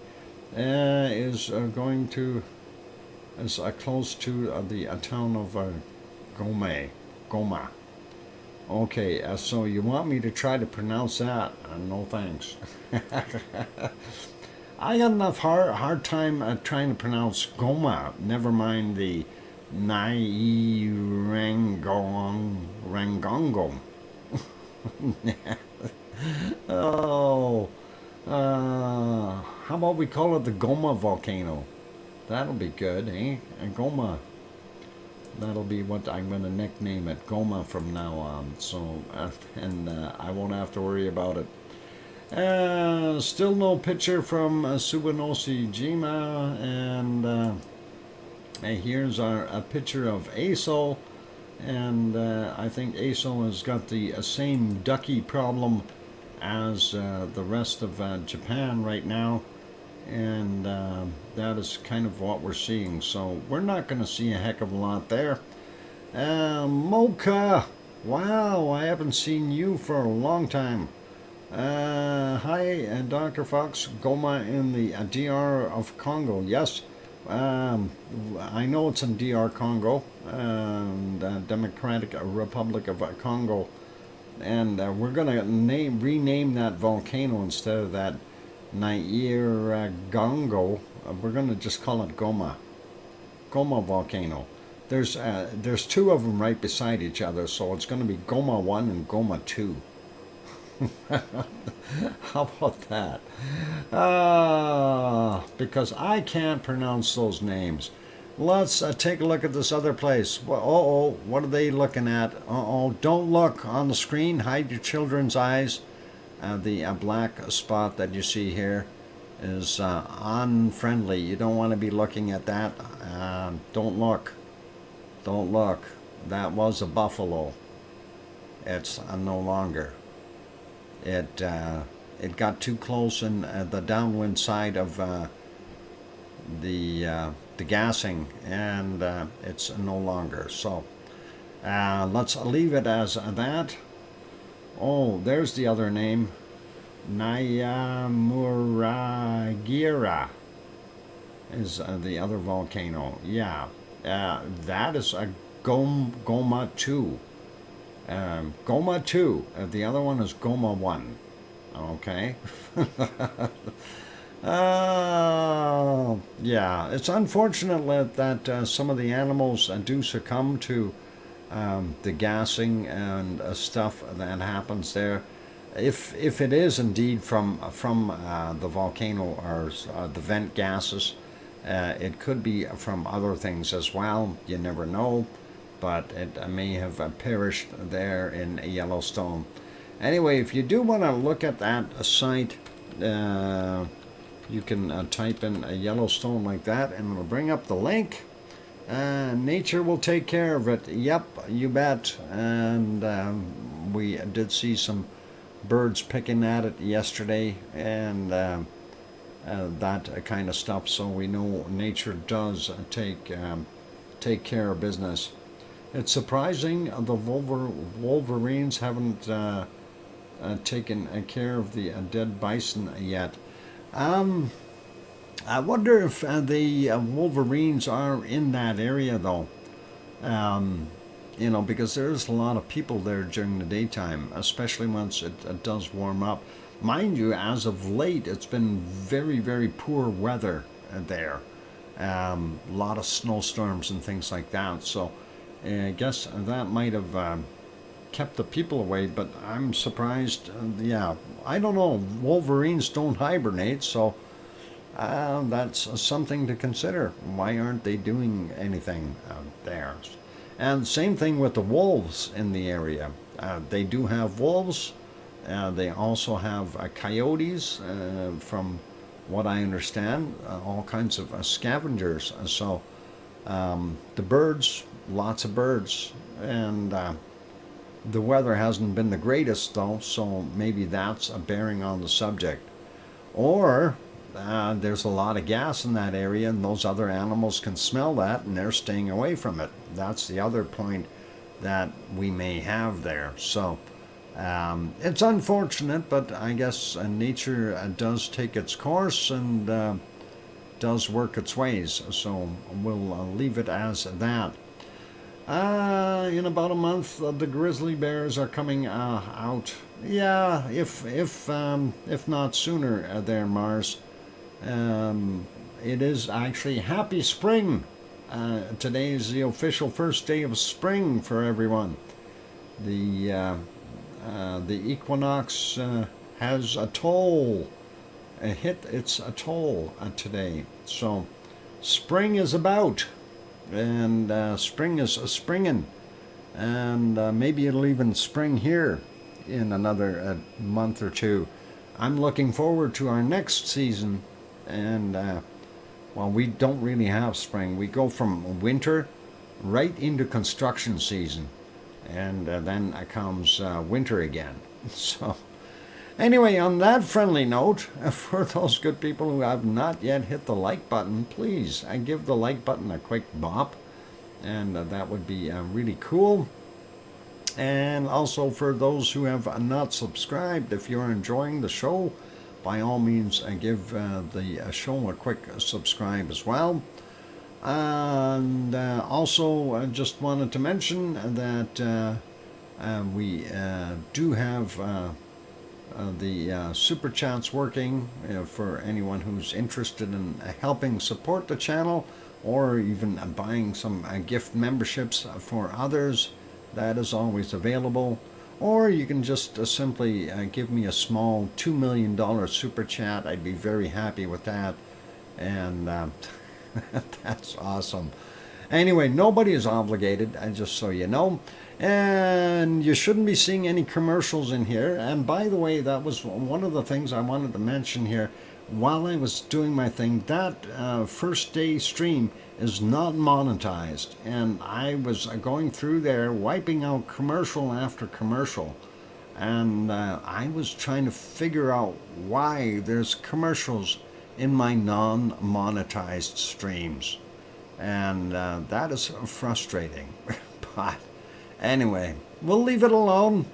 I'm going to go take that break, you guys. Don't go away. I'm your host, DrFox2000, here in Edmonton, Alberta, Canada. Bop the like button and subscribe if you haven't, and we'll put you back onto some Kilauea lava from the lava pond. Here comes some music. I'll be back. Not from Pepper. Pepper, send me bones. A super chat of bones. I'll be back.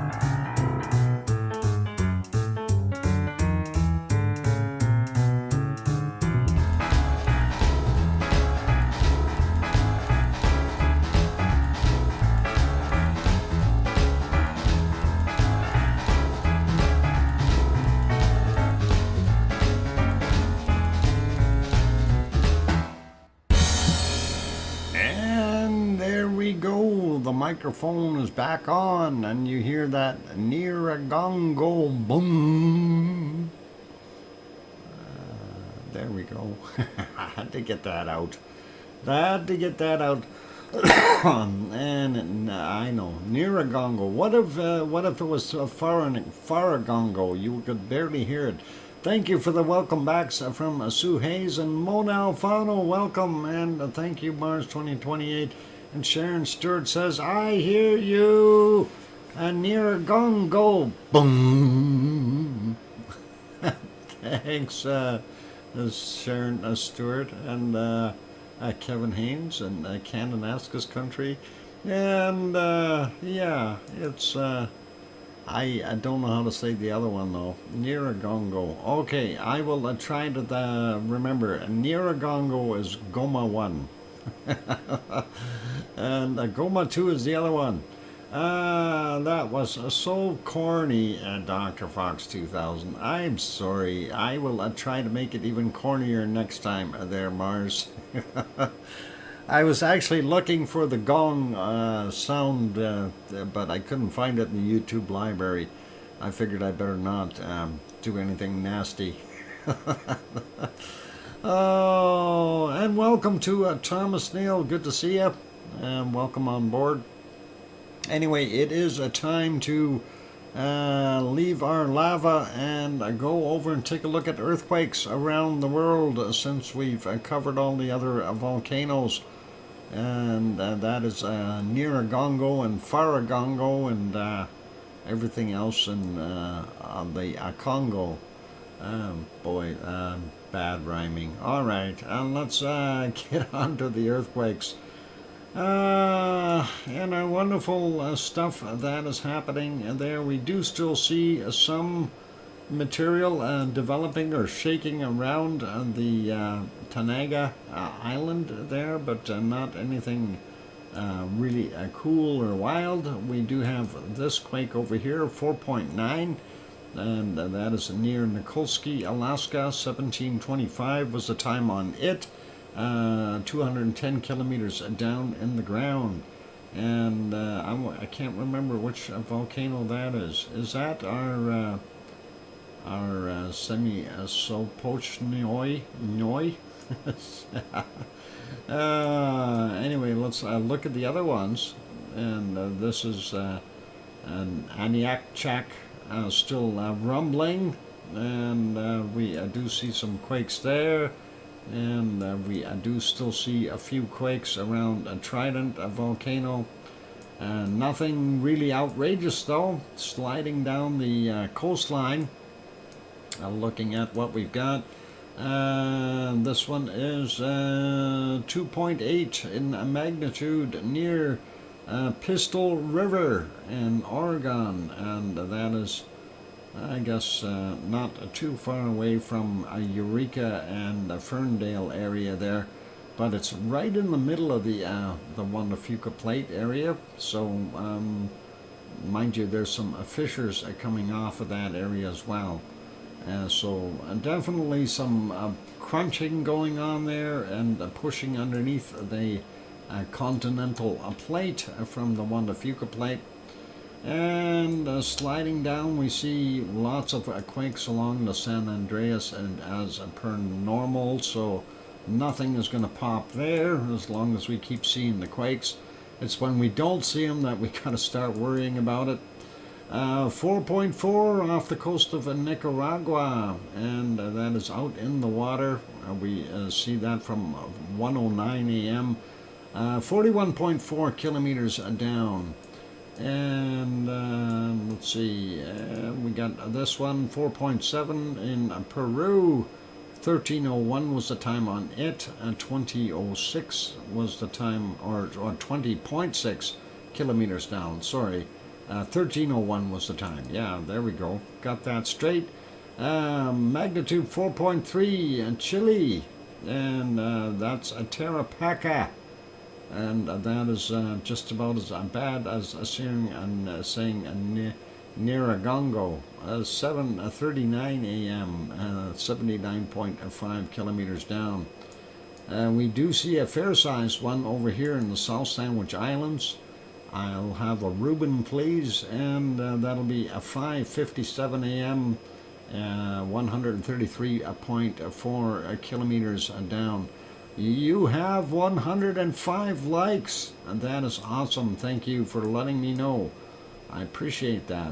And we see a larger quake there in our area of New Zealand that's been popping quite a bit, and of course that is a 4.1, happened at 9:48 our time, 8.2 kilometers down. That area of course gets those quakes very often from the sounds of things, so I'm not going to worry about it, but it is there. And that might have been why we were seeing more stuff on our chart there for Taupo.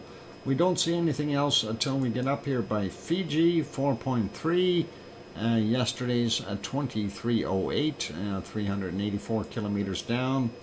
Over here in Papua New Guinea, we have a 4.4, and that is 12:56 our time is when it happened. 204 kilometers down for that one today, of course.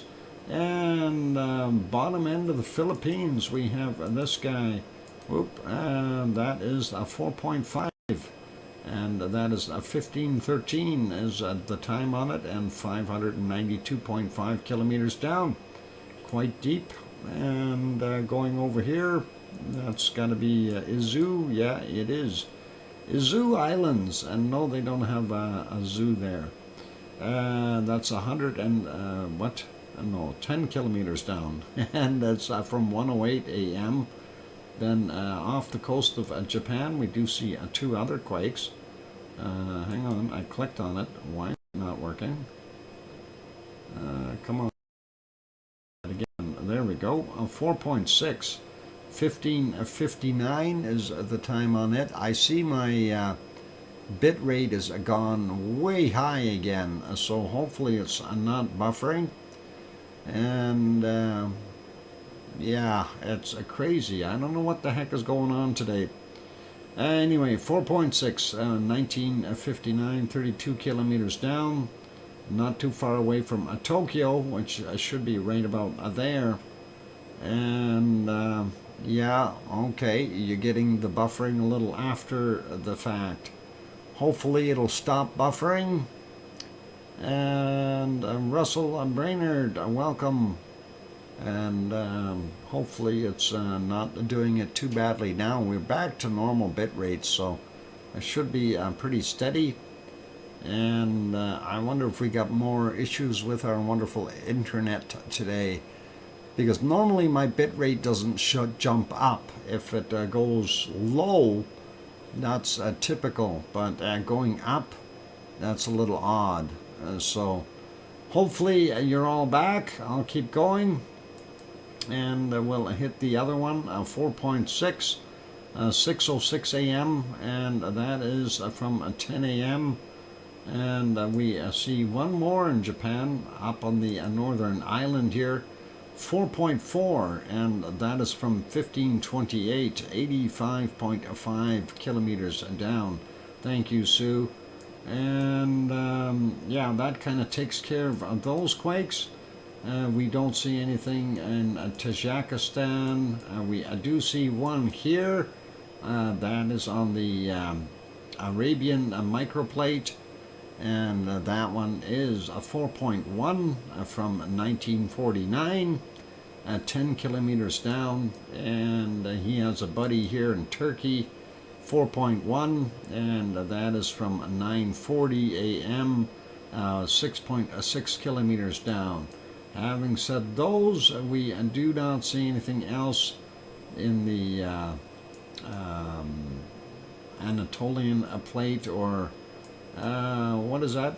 The Sea of... oh boy, I forgot now. Anyway, we got this over in Greece here. 4.5. 1820 is the time on that. And it'll come to me. I'm still trying to figure out what a name that plate is. Now Aegean. How about the Aegean microplate? We'll use that for now as a thing. It's racking my brains today.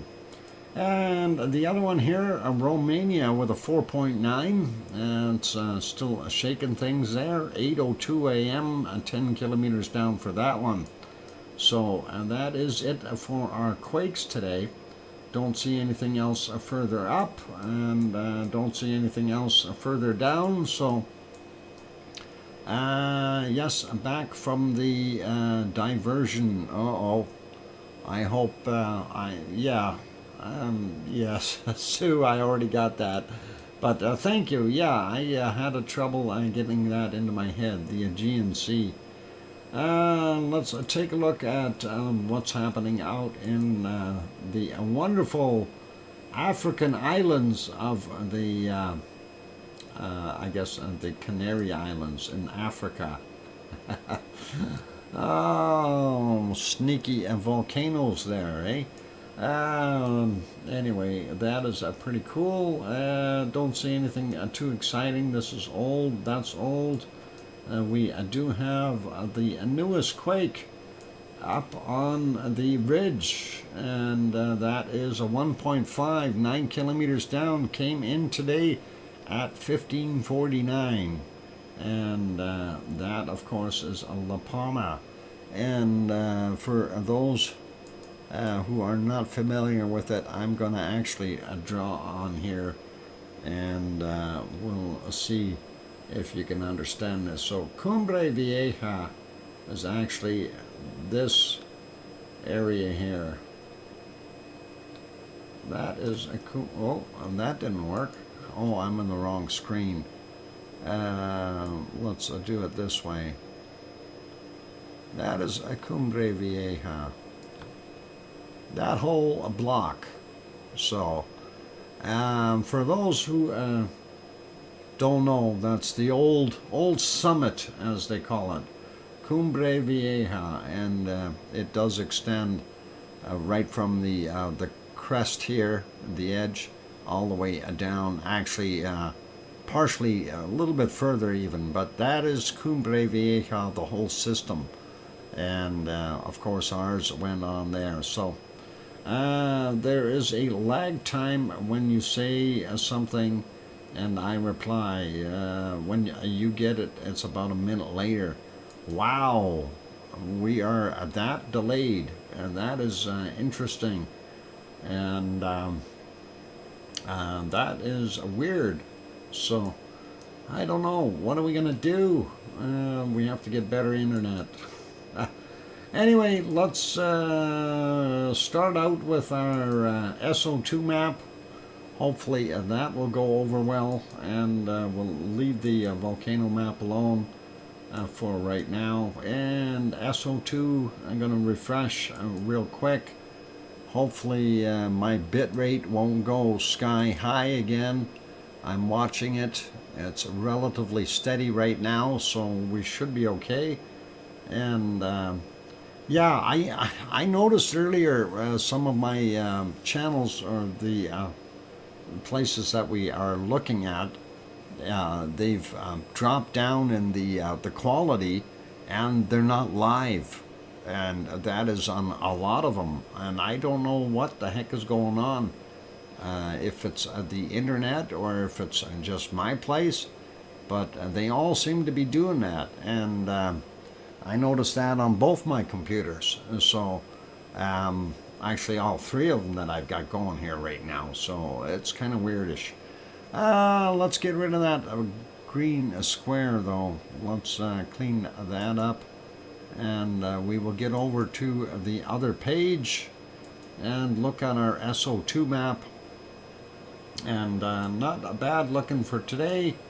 We do see a little bit here from our Kamchatka Peninsula. Fairly heavy going up here. Not sure what's all involved, if that was from there in Alaska, but looks clear in along the coast of British Columbia and up in the Yukon, and even the interior of British Columbia, northern Alberta a lot less. Edmonton, of course, being a big polluter, And then we see a little bit more clear stuff between Manitoba and Saskatchewan, and then northern portions of Ontario are okay, but you get down in the Great Lakes area, it starts to get a little heavier again, since there's a lot more populace there. And looking at portions of Quebec and Labrador are looking clean. Newfoundland looks pretty clean. The rest of the places like Nova Scotia and PEI are getting drenched with SO2. And then looking at the western portions of the United States here and top end of Mexico, looking pretty good till we get into, well, southern states. Actually, the levels aren't that high. It does look like most of it is in the northern states right now. And it looks like Georgia and those areas might be a little bit heavier. Again, a lot of people living there. And so down here in Mexico, Popocatepetl and Mexico City, of course, working on that. We do still see the pluming going out over the Gulf of Mexico and out into the Atlantic. And looking at Central America and top end of South America, a fair amount of SO2 coming out off of the volcanoes there, and of course the cities and everything else that's driving that. Some of that heading interior wise to from either Ecuador or Colombia. Sliding down a little bit more, not seeing that high levels from what is it? Hang on, I get that one. Sabancaya in there, yeah. Sabancaya, a little bit easier. Mind you, there's some commercial stuff beside it as well. And then, of course, looking at the Chilean area, pretty normal, at least not so much going into Argentina. Regular stuff for over at Rio de Janeiro and Sao Paulo. Industrial stuff, same with Buenos Aires. Not seeing very much down here in the cold Antarctic. Sliding over a little bit, we see just a bit coming off of White Isle Volcano, and kind of weird seeing a little bit down here in Tasmania. That's odd. And of course the SO2 coming from the refineries here, kind of getting that whole area. We know Leo went to work, or at least he claims he did, so he's not having a barbecue. And of course we see out here from north of Sydney, the coking plants continue. Tofua still off-gassing. Yasur not so bad. Aoba and Gawa doing their thing. That's getting all the way over into Fiji.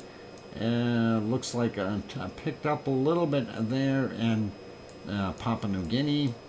Luolatok still doing his thing, and over here we Semeru, and of course output from Merapi quite heavy, and combined effort from Jakarta and Krakatau right in there.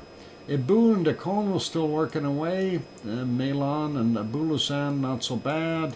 Looks like the circulations here not having too much rain, and Taal is continuing to off-gas. Not so bad from Suwanoshijima or there from Sakurajima or Aso in Japan. We do still see a lot of SO2 coming over from China though, and that is getting the northern islands. And what do we got? India, yep, pretty normal for there.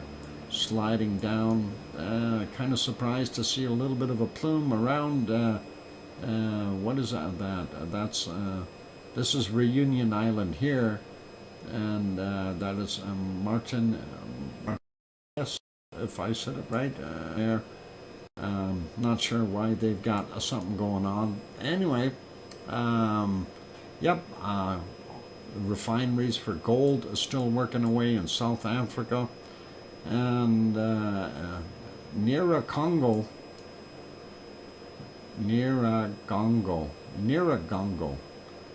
Congo is in here.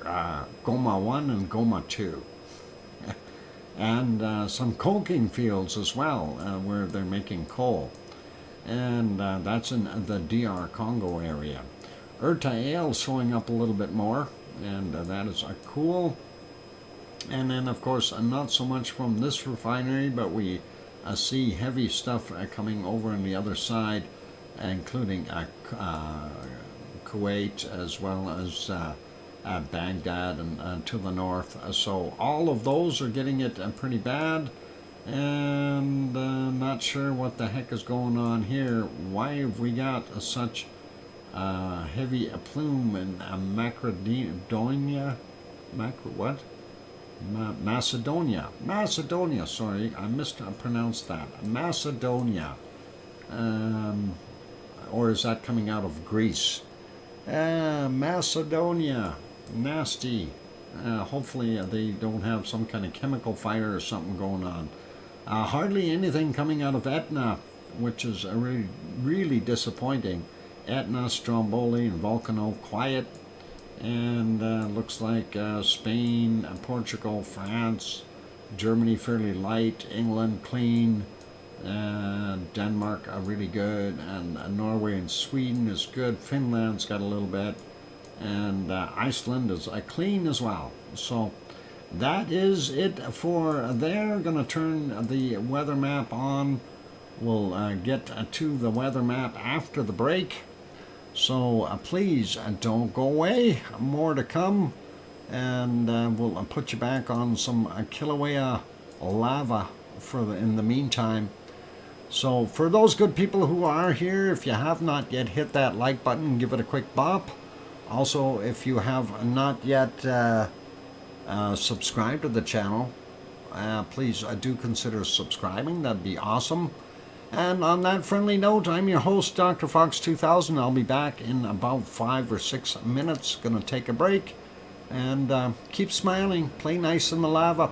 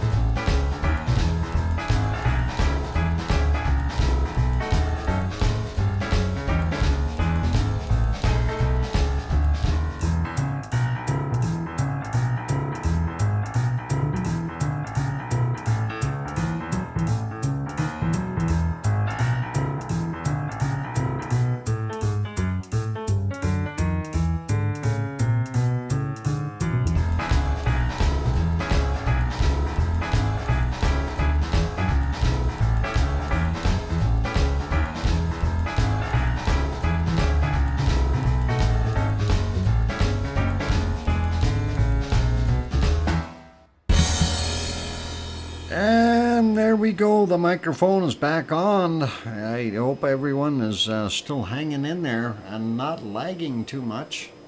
Hopefully that will work. And welcome to PJ. If you're new, welcome on board. And yeah, there seems to be a lava drought right now, so we are showing canned lava, unfortunately. And thank you for the welcome backs from Oh Mummy of Hamsters and Sue and I Hear You DrFox2000 from Sharon Stewart. And thank you for the welcome backs from Kananaska's country. Also welcome to Helen. Glad to have you back on board. And thanks Mars 2028.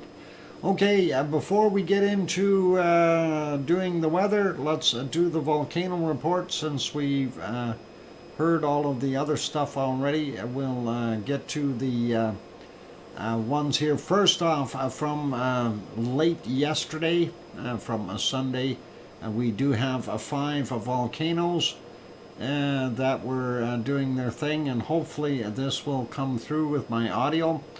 Suwanoshijima exploded to, that's in Japan by the way, that exploded to, according to them, to 8,000 feet or 2,400 meters, reported at 1,600 last night.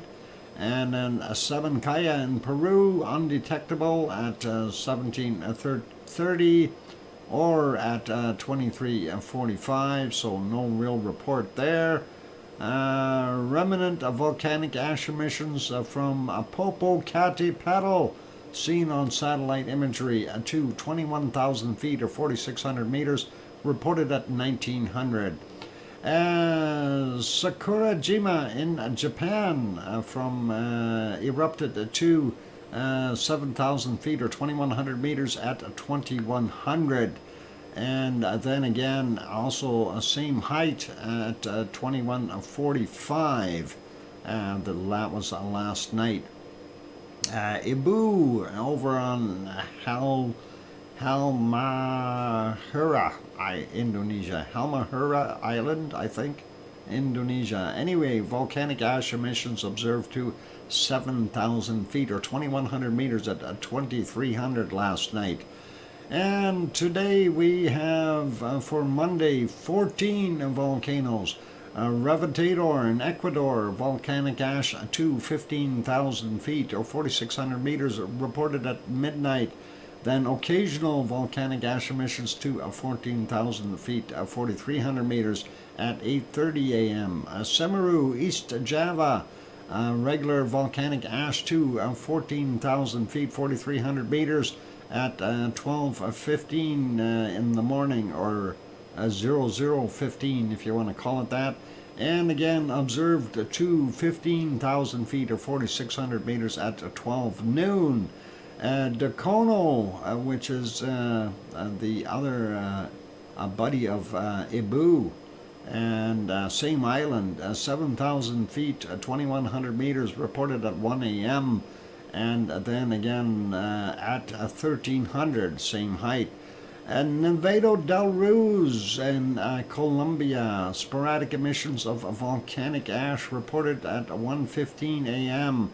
Ongoing volcanic ash emissions to 22,000 feet or 6,700 meters reported at 12:45. Shivlash and the Kamchatka Peninsula in Russia, eruption to 24,000 feet or 7,300 meters, reported at 2 a.m. Sangay in Ecuador, a constant volcanic ash emissions to 20,000 feet, 6,100 meters at 3 a.m. And did we look at that? Yeah, we did. That was a separate report there. Ongoing volcanic ash emissions to 20,000 feet, 6,100 meters, reported at 14:30.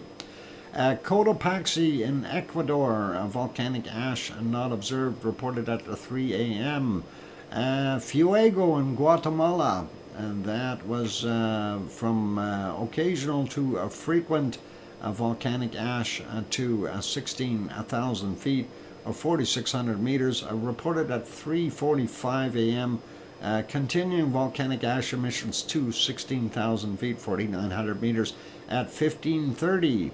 Semisopochnoi in the Aleutian Islands. We've seen that separate report already, so we don't need to review that. Santiaguito in Guatemala is discrete volcanic ash emissions to 14,000 feet or 4,300 meters reported at 4 a.m. And then sporadic volcanic ash, sporadic emissions of volcanic ash. I don't know. That sounds the same thing like discrete. At 15 minutes after 10 a.m. Villarrica, central Chile. We also looked at that report already from 5:20 a.m. So we don't need to go over that. Popocatepetl, central Mexico, 70 kilometers south of Mexico City. Occasional to constant volcanic ash emissions to 21,000 feet, 4,600 meters, reported at 6:30 this morning. And Suwanoshijima in Japan exploded again with a volcanic cloud unknown, and that was at 7:45 a.m. Sabancaya in Peru, and that's our last one, unable to detect it at 11:30 this morning. So there you go. That is our volcanic report, or volcano report. Let us move on and get over to our weather map and see what we've got cooking there. And there we go. On to a fresh weather map. We'll get right at things.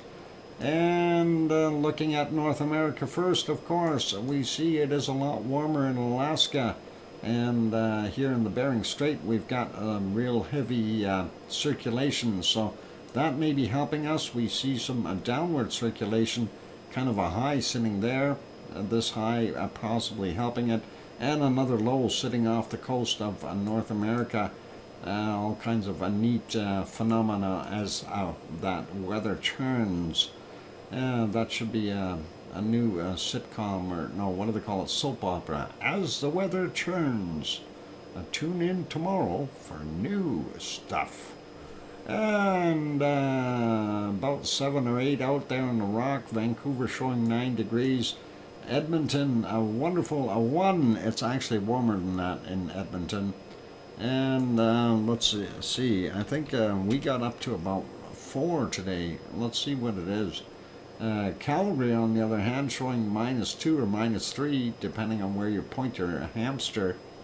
And we'll see, 2 degrees here in Edmonton. It was 3 earlier.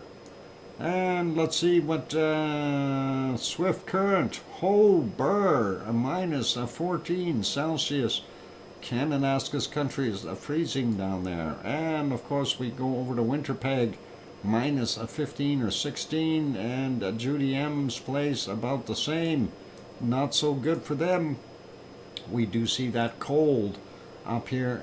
That high is helping to keep things steady and cold up north on the Hudson's Bay. We do see the Great Lakes a little bit warmer by the looks of things. 2 in Toronto and 2 in London, and about 5 in Detroit. Home of Tom and Pepper, about 6 degrees there in Chicago, and Henry Nelson's got about 2 degrees. That's a little better than we've had before. -1 in Montreal, -3 there in Quebec City. Northern portions of New Brunswick, about 7 or below, and the coastal area about 1 or 2 below. And Halifax coming in at about 0 degrees. Cole Harbour going to be a 0 as well. 1 degree there in Cole Harbour. Excellent, thank you, Sue. And looking at what we see in New Brunswick, low temp about -7. And depending on where you are, all the way up to about -3, or roughly, especially on the Avalon Peninsula there. Looks like a little bit of a warm spot right along the coast here. with that low bringing some of that warmer air in that is being stolen from the Gulf Stream. But we do still see very cold temperatures up in northern Quebec with a minus 29 in some places. Not so good for them. Looking at Portland, we see about 7 degrees there. San Jose and California at 10 degrees. Los Angeles only about 12. And Death Valley coming in at about 22, 23. Yeah, maybe even 24, depends on where in Death Valley you are. I like that temperature though. I want to go there and be dead too. It's nice and warm. And 16 in Las Vegas. And we've got about 19 degrees there in Mexicali. And 19 in Phoenix. And let's see, going over, seeing Albuquerque, New Mexico, only 6 degrees Celsius. Let's take a look down on the bottom of Texas. Still not very warm. That cold is still sitting in here. San Antonio 13 right now. Houston 11. Austin 11. Dallas very chilly at 10. And Oklahoma City coming in at about 7 degrees there. And what do we got in Little Rock? 7 as well. New Orleans not very warm. They're about 8 degrees right now. That is not so good. Miami not that warm either. 19 right now. Brr. And 9 in Jacksonville. Atlanta coming in at 7. And Charlotte, North Carolina only 4. Grandma B's house 5. That's a cold. Why is it so cold over there? 5 in Virginia Beach. Philadelphia 4 degrees. My God, those guys are... I thought it's spring. Today's the first day of spring. It's supposed to be warmer.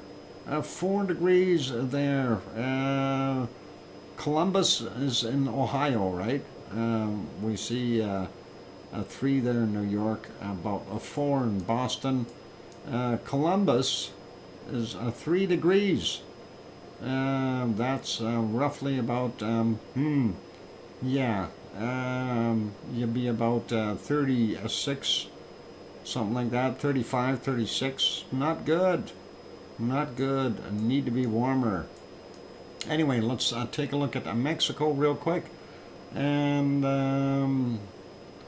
yeah, looks not bad. Mazatlan 23 degrees. We do see that cold still trying to get back in here. Mexico City 16, and we do see some 30, 31 degree temperatures there in the deserty areas. That's a little lower in land than the plateau, of course, that Mexico City is on.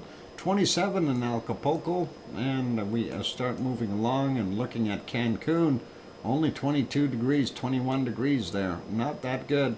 We do see regular temperatures along the coastline here in Central America with up to 30 degrees, 31 in some places. And yep, a little cooler there. Well, it's still holding nice temperatures in Colombia, and 28, 29s in the hotter places. A little bit warmer in Venezuela, still hitting a lot more in the 30 mark, but still all good. Some places in northern Brazil, 30 as well. And the jungle stuff, 28, 29. Then we get a little bit cooler on the eastern side here, but not by much. Sao Paulo coming in at 20. Oh, sorry. Rio de Janeiro coming in at 25. Sao Paulo is at 20. And Bolivia coming in 24, 25 degrees. Paraguay all the way up to 26, 27 in a couple spots, from about 24 on up. And looking at Uruguay, not quite as warm. We do see about 15, 16 out in the coast. And Paysandú coming in at 24 degrees, which is still not that bad. We do see some 32 degree temperatures so far is the highest we've seen anywhere, and that is in Argentina. we do see that cutoff line. There's a high sitting there. Maybe that'll help warm them up again. And we see the Chilean cold coming across the mountains in the bottom. And that high over here is definitely helping that circulation to bring that cold air up. And that high needs to move up a little bit and start drawing more warm air down. And here we see a low. Oh boy, that nasty. Two lows sitting around New Zealand. And yep, they're not very warm today. 10 in Christchurch. Looks like single digits for the most part, and most places 10, 11 being about the highest till you get to the northern end. There you get up to 18, 19. Wellington at 18 right now, and it looks not that bad on the North Island. South Island definitely a lot colder. And Taupo coming in at 12 degrees right now, and that's not that warm. And our shaking area over here about 18 degrees. And Auckland coming in at about 17. And we do have some warmer temps out in the peninsula though. And moving over to Tasmania real quick, and hopefully they're warmer. Hobart only 15, and the circulations here that high has moved over. It was sitting there. It's gone all the way over. It's helping draw some of that warmer air back in here, so they'll warm back up from the snowy conditions they had. Melbourne coming in at about 19 degrees right now. Reform BBC saying hi Doc, Inspector C in a building, and to give you your thumbs and a like, and have to go to bed, and Inspector C, and good night. Get yourself some good rest and pleasant dreams, lovely dreams. And let's see, Adelaide coming in at 24 Celsius, that's a little better. And Sydney only at 21 today, a little cooler there than what they've been getting. Looks like our high temperature about 38 so far there. Let's look at Brisbane, 28 in Brisbane, home of Oz. She's enjoying that temperature. And looks like a 38 so far, the highest we see. Don't see any 39s yet, so Australia holds it at 38. 28 there in Perth. And let's see if Papua New Guinea is a little bit warmer. And let's see, out here, Fiji, normal temps, about a little bit warmer in New Caledonia today. Not by much, by about a degree. So they're anywhere from usually about 26 to about 30 degrees. They got 31 right now on the north end. Looking at most of what we see there, pretty normal for Vanuatu area. And let's see, yeah, looks like about 32 degrees there. I don't think we're going to break that. Oh, I see a 34 in here. Yep, Papua New Guinea, some places up to 34 degrees. They are looking pretty normal at the 31, 32 mark for the most part on that island. Eastern portions of Indonesia, same thing. Getting all the way up to about 32, pretty awesome. But it's muggy up there, so that's something you got to consider when you're seeing that temperature. And yeah, very humid. We are seeing 28, 29, some places 27s, depending on the elevation, of course, and Java. And looking at Sumatra, we see that not bad, about normal, nothing really crazy. We do have a little circulation there, still holding the 27, 28 degree marks for the most part. Looks like it's heating up a little bit here though in Thailand, and 30 degrees there, 71 degrees or 71% relative humidity. Thank you, Sue, for bringing that up. Manila looks like about 27 today, 30 just on the outskirts, so they've got some warmer temps building again. Looks like Taiwan has warmed up a bunch, and we see that warmer air starting to push back up towards Japan.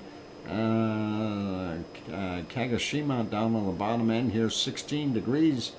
That's better than the temps they had yesterday. And 16 in Tokyo as well. Looks like the lower areas here are even up to 20 degrees in some spots along the western coast of Japan, which is really nice. Sapporo coming in at about 11 degrees right now. That is better than they had. Kamchatka Peninsula, 14 is about the coldest I see. All the way down to, up to -1, so depending on where you are. Pretty normal for what we've got there in Sri Lanka. And Delhi, 17 today. Quick peek at Cape Town, 17 as well. Pretty normal looking for Madagascar. And the heat of the day, is it going to be in here? Can you beat 38? No, it's not going to beat 38. Australia is still the hot spot. Cairo coming in at about 12. Looking here in our Turkish area where all the stuff was going on, only 9 in Adana today. Malatya, there we go, 1 degree, a little cool. Piggy's place coming in about 15 degrees right now, 16, 15, thereabouts, depends on that's what's on the map anyway, but looks pretty good. And there we go. Athens, 9 degrees. Okay, Athens at 9, and Radanzo coming in at 5 according to the map here. Says 8. Yeah, could be. The area looks like there's some 8s around it, so very likely that is possible. Naples coming in at 12, Rome at 8, Milano 9, and we see Madrid is at 10, Aurelio's house 8, and Lisbon coming in at 11. Looks not bad there. A high sitting here, keeping everything cold, and that's not good. And Nantes coming in at 6, Paris at 10 right now, Munich 6, Frankfurt 7, 9 over here at Cologne, and then Yvonne Kunkel's house about 9 as well. Looking at Brussels, 9 degrees, Amsterdam coming in at 9, going up. Looking at Berlin is 7, Hamburg 7, Copenhagen coming in at 3 degrees, Aarhus at 2 degrees, and Oslo up here in Norway -2, Stockholm -2, St. Petersburg +2, and Moscow is -1. Quick peek at England, London 10 degrees, Leeds 11, getting up to Glasgow 9, Aberdeen 8, and looks like in general that's about where they are, some 11s in there as well.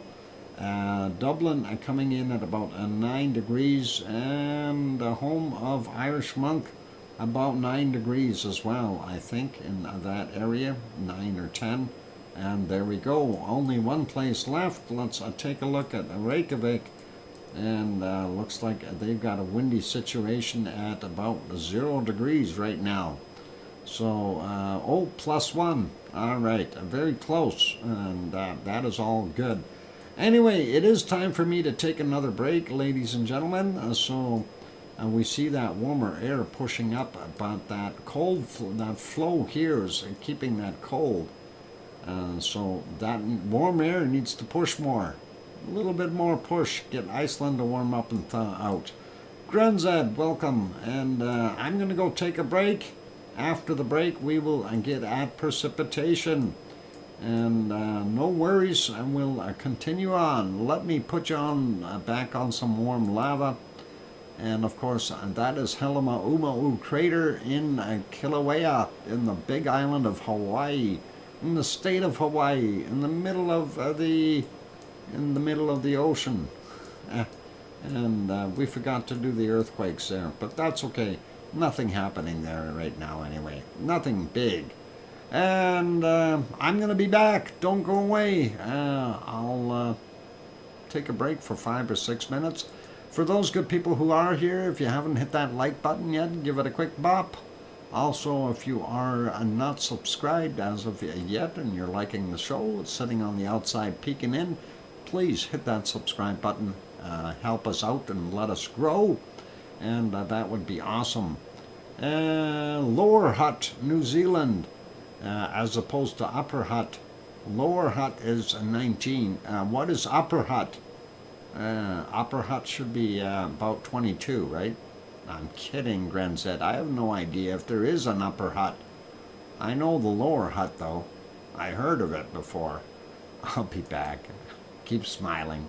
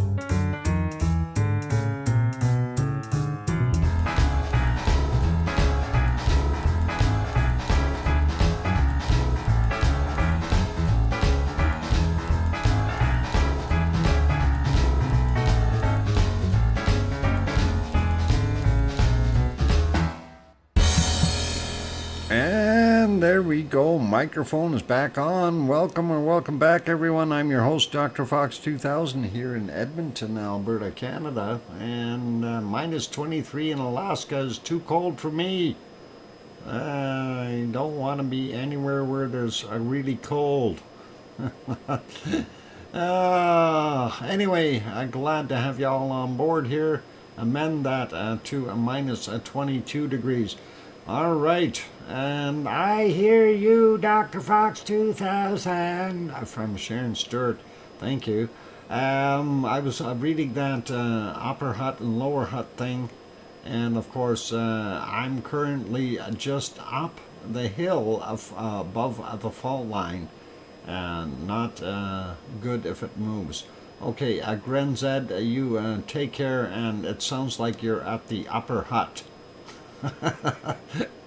Oh, I got confused though because you brought up the temperature for the lower hut. Maybe that's where you're going.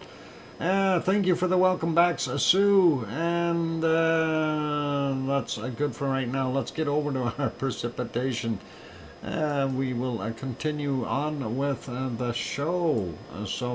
We've looked at the weather worldwide. Let's look at some precipitation and see what we've got. And thank you, Diane, for the welcome back. I appreciate that. Alaska looks like they are getting some snow and rain along the coast there near the upper igloo, or is that the lower igloo?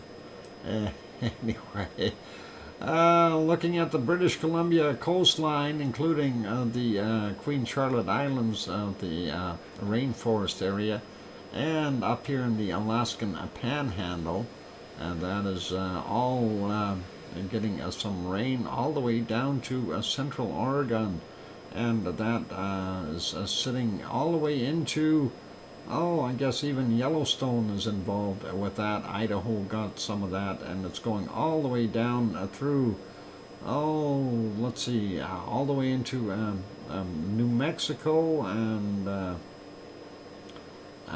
what is it? Albuquerque there, getting nailed. Colorado, Utah. Yeah, a little bit in Arizona. A little bit of snow up there on the border of Alberta and Saskatchewan, and they are getting some. Don't see too much snow elsewhere around the Great Lakes. Nothing really to speak of other than up in Sudbury area. And then we get up the St. Lawrence, a little bit of snow there, and that's not that bad though. And looking at New Brunswick and Newfoundland, or New Brunswick and Nova Scotia and PEI are clear. Newfoundland is got some snow, and Labrador, of course, getting nailed, as well as the eastern Quebec area and up in the north there by Hudson's Bay. So yeah, that storm, and maybe some rain down in southern California as well. Not that much though from the looks of things, so that's not bad for them. Central America, looks like portions of Guatemala and what is that? Honduras is getting some of that. Wonderful weather, as well as out here in Cuba and Dominican Republic and those kind of countries. So they've got some of that. Looks like lots of rain in Brazil and Bolivia and up in the mountains in Peru, and some rain in those hot areas as well in Argentina. No rain for Paysandú right now, so that's all good. The Moncus will be okay. Looks like Rio de Janeiro might be getting a little bit of a rain. No, they're still dry. It's just behind them and to the northwest. Bottom end of the Chilean tip there, very cold, snowy, and all kinds of other things. And here's the problem. It's that low, and the other low, and that ridge line, they are getting nailed with more storms there. in New Zealand, and just about the entire South Island covered in nasty rain. And yeah, you better get to a safe place in the upper hut there, Granzad. A lower hut looks bad, and don't go to Taupo. It's Taupo, I mean Taupo. There we go. They're getting rain. Auckland, rain, and lots of stuff over there getting rained on. Nothing in Tasmania. We do see some rain down on the bottom of Australia. That's always welcome there. And we do see it along the coast here, even Adelaide getting some of that. North of Sydney, a little bit in between Sydney and Brisbane, coming in along the coast, not much else. There's a little bit out there. And top end, not that bad for them. A little bit of stormy stuff. We still have that P91 there. I wonder if this is actually the center of it now as it moved over, and of course that will be still messing up those poor people in what is it, Tonga over there, Tonga area. And of course Fiji looks like a rain. Northern portions of Vanuatu also getting a rain, into the Samoan Islands as well. Some rain there for Papua New Guinea, and it looks like not so much on Java right now, and those islands. So Bali, places, Bali might have a little bit right there, but not that bad. And then looking at Sumatra, northern end, definitely getting some stormy stuff. A little bit in the Malaysian areas here, Indonesian areas, and not so bad for that country, Manila in the Philippines. Looks like the interiors here not bad for Thailand, but going up, looking at Japan. Oh yeah, that is always nice. That is a mess, and they've got a big stormy stuff all over them. That's why we have such poor visibility there. And hopefully that won't linger too long. More snow up in the Kamchatka Peninsula. And let's see, what do we got here? Anything? Nothing for Sri Lanka, but the coastal areas of India, perhaps some rain. Looks like some rain in the interior of India as well. They probably can use it. And looking at Madagascar, just some east coast stuff getting rain on. Where's Freddie? Freddie is gone. Never mind. Anyway. Rain in the central regions of Africa. We don't see too much in the Sahara Desert. There we go. And a little bit up here, though. That's kind of odd. And a little bit of rain in Oman. Maybe a tiny bit in UAE as well.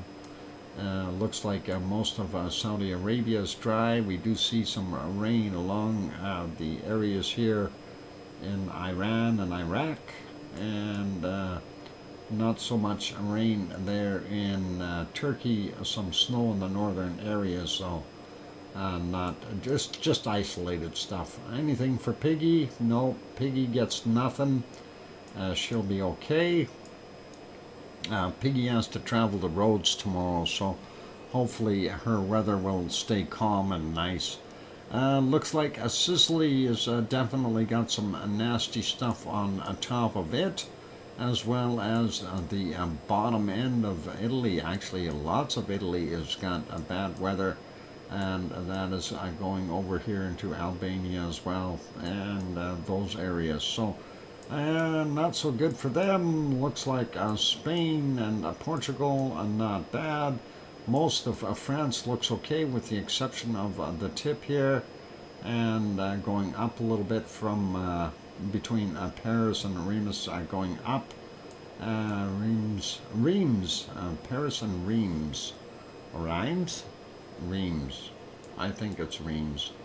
if I recall correctly, and nothing in most of Germany with the exception of some smaller showers. Denmark looks not bad, dry for the most part. And looks like Sweden isn't bad, but the Norwegian coast, you know, yeah, the Norwegian coast, we know what it is. Looks like England definitely getting some rain, Wales, and going all the way up into Scotland. Ireland definitely getting some rain as well.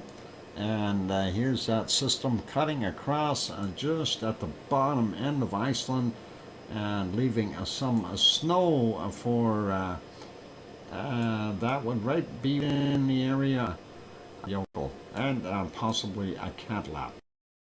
That's why we couldn't see it earlier. So look at that. I didn't even have to read it and I could say that name. Yokel. Ah, I'm a Superman. All right, let's find the coldest temperatures on the planet, and I'm already sitting at minus 70 there in Antarctica. Wow. Did I just see that right? A minus 72. There's a minus 71.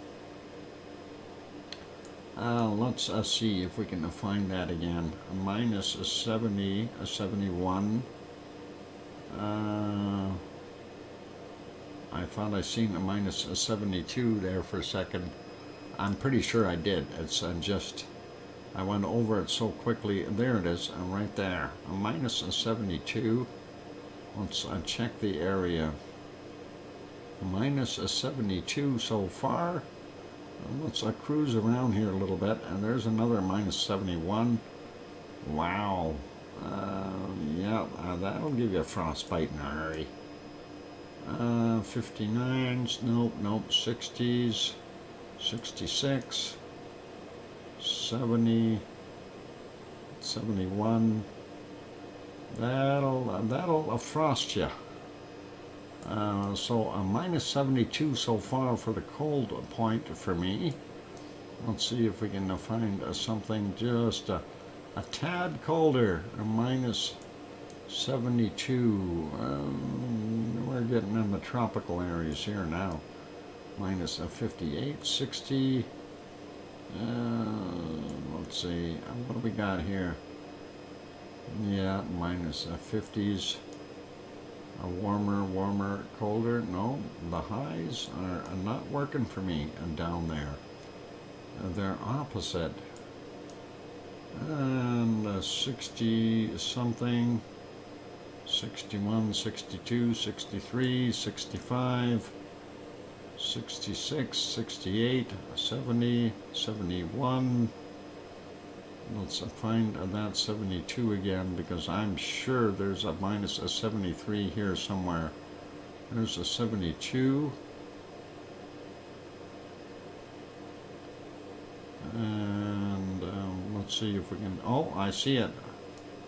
Minus 73 right there. Wow. Minus 73 in Antarctica. And do we hear minus 74? Let me zoom in on that spot right there. Minus 73. And do we have anything colder? Minus 74, please. Minus 73 and accounting. Do we hear minus 74?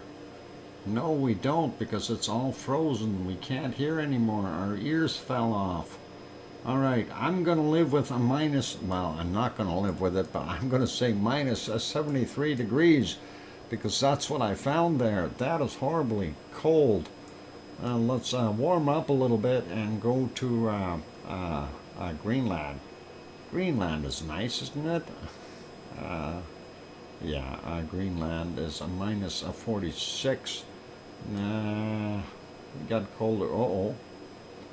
Minus, I see a 49 in here. There's a 48. 45, 47. Holy macaroni. 48. Where'd that 49 go? I've seen it in there somewhere. Yeah, that's crazy. 47. Let's just zoom in a little bit here and see a minus a 48. Do we have a minus a 49? There's a minus a 49. Let's see if we can get a minus a 50. Minus a 49.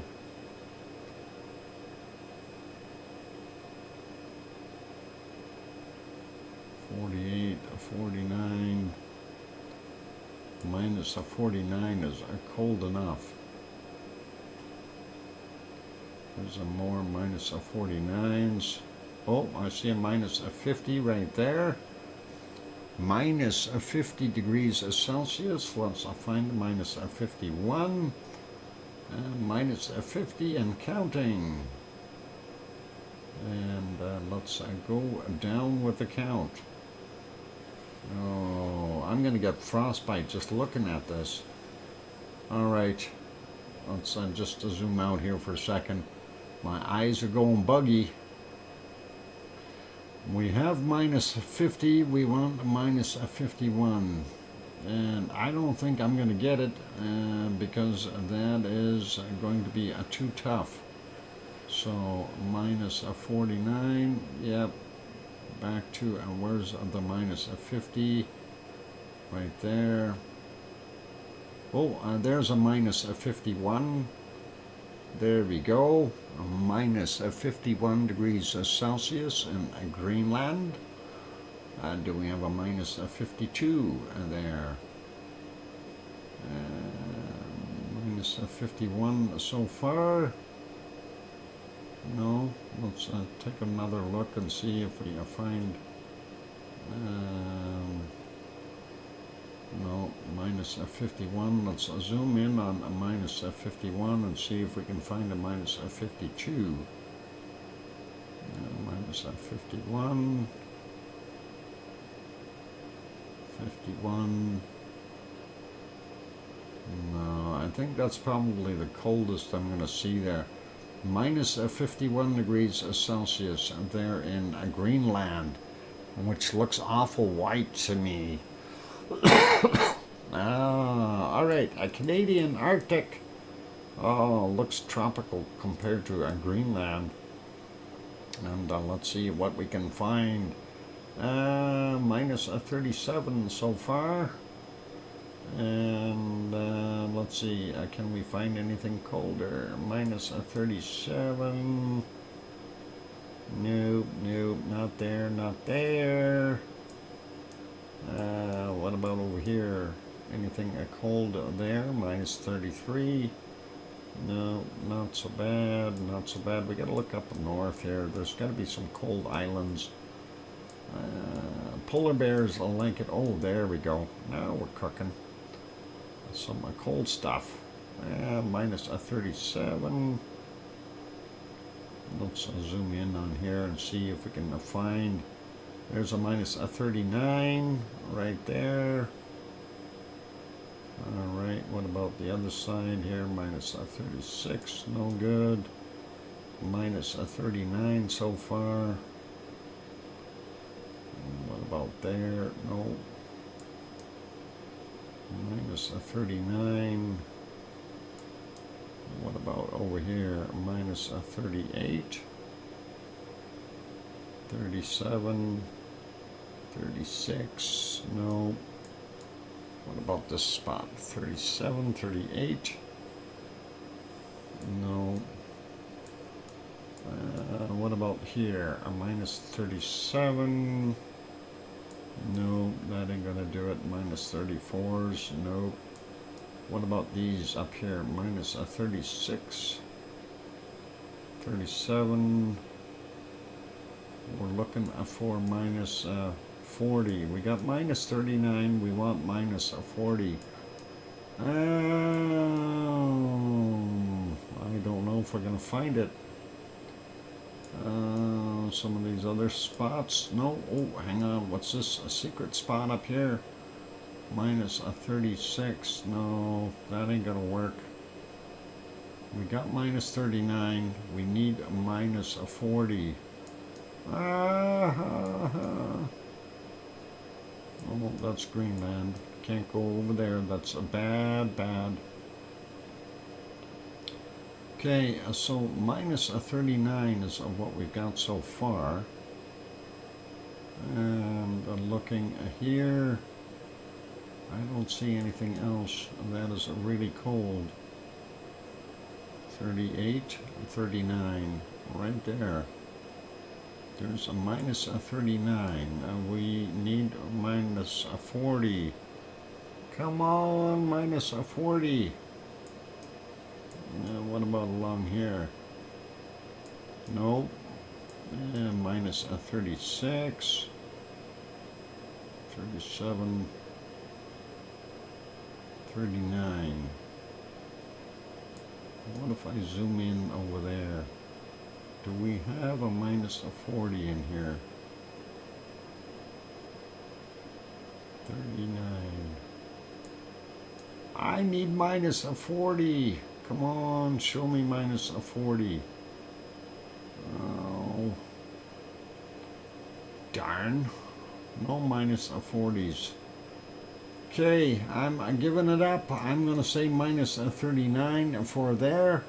And now let's go for Siberia or Russia.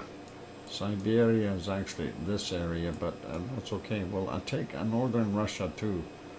And we'll see what we've got there. At minus a 37, there's a minus a 40 already. Minus a 41. Moving over a little bit more in the clear spot, minus a 44.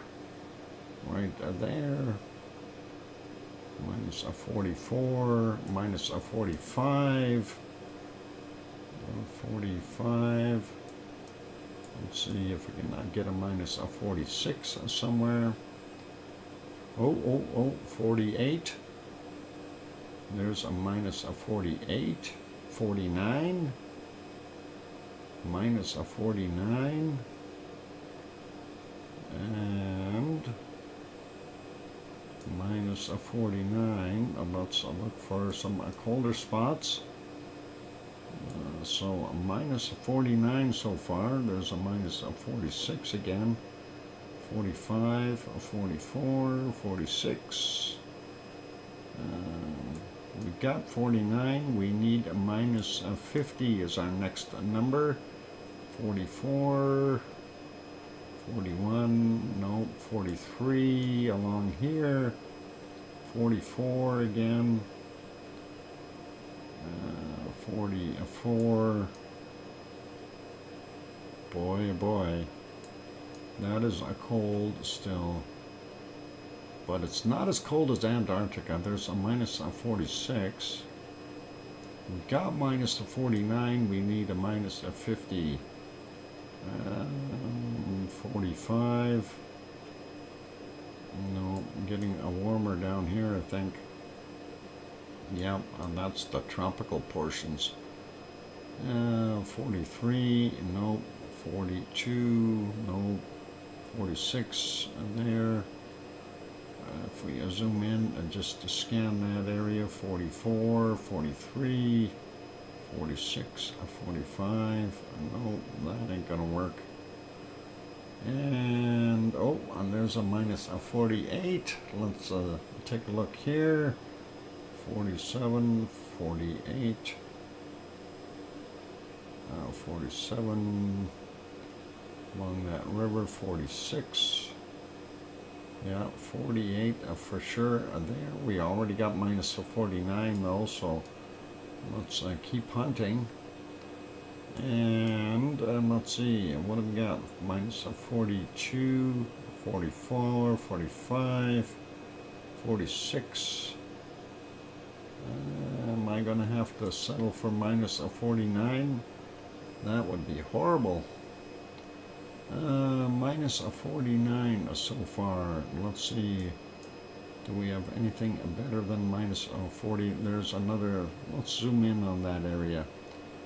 49. Oh, minus 50, minus 51. There we go. Minus 51 degrees. And do we see a minus 52 in here? minus 51 is our cold. So that's right there, minus 51. Where is minus 52? Minus 52, where are you? Minus 49 again, 47, 48. No, not looking good. 42, no. So I'm going to live with a minus 51 degrees Celsius. I think that is all I can see out of there. My eyes are going buggy, so minus 51 degrees Celsius is what I say for our Russian area. Or it's not really truly Siberia, but it's Russia. Siberia is way over here, and that is still nonetheless very, very cold. Okay, so what's the score? How do we deal with things? Sue, Dr. Fox, coldest attempts. Greenland, minus 50, yeah. Oh, it's a tie game? Huh?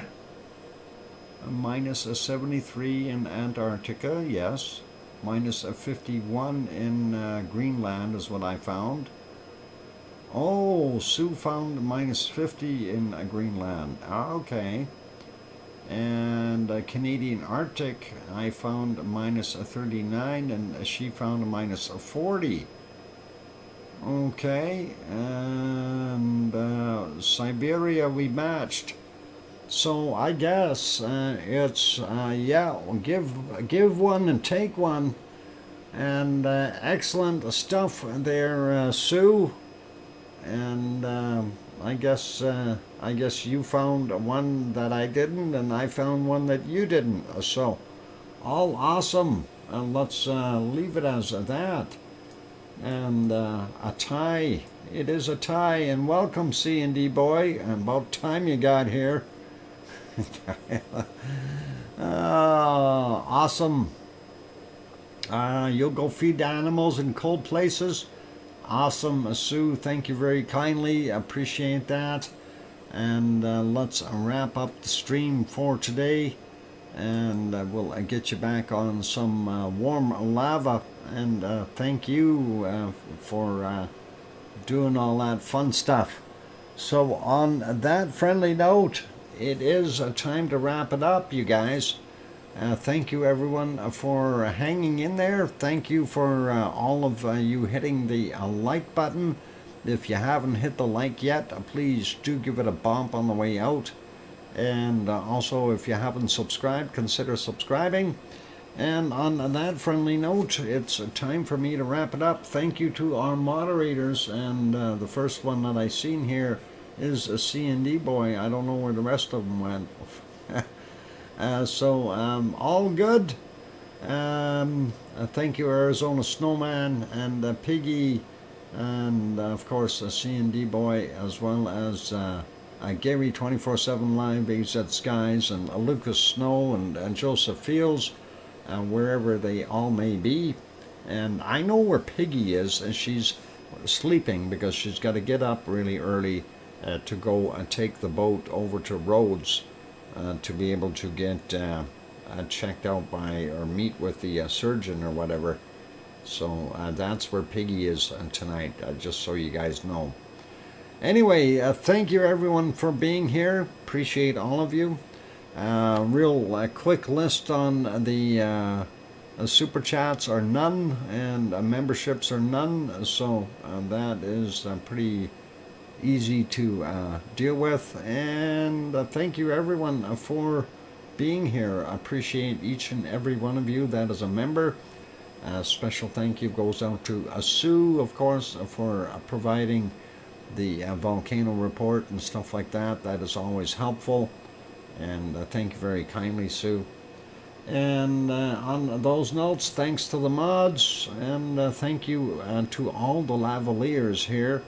And everyone within the lava family, even if you aren't a member, thank you. And we do appreciate you guys all being part of the group. So on those friendly notes, it's time to wrap it up. Say a good night to all of you. Take care and be good. Keep smiling. And for those of you who need to go tell your loved ones, well, yeah, I'll wrap it up. Tell your loved ones that you love them tonight, for tomorrow is never promised. I'm your host, DrFox2000, here in Edmonton, Alberta, Canada. We'll see everyone tomorrow night on our next wonderful stream. And good night to all of you. And hopefully I'll have the other video up later tonight for the anniversary thing for our wonderful Bob volcano in Geldingadarler and Fragelalfjall. So good night, everyone. Take care and oink oink.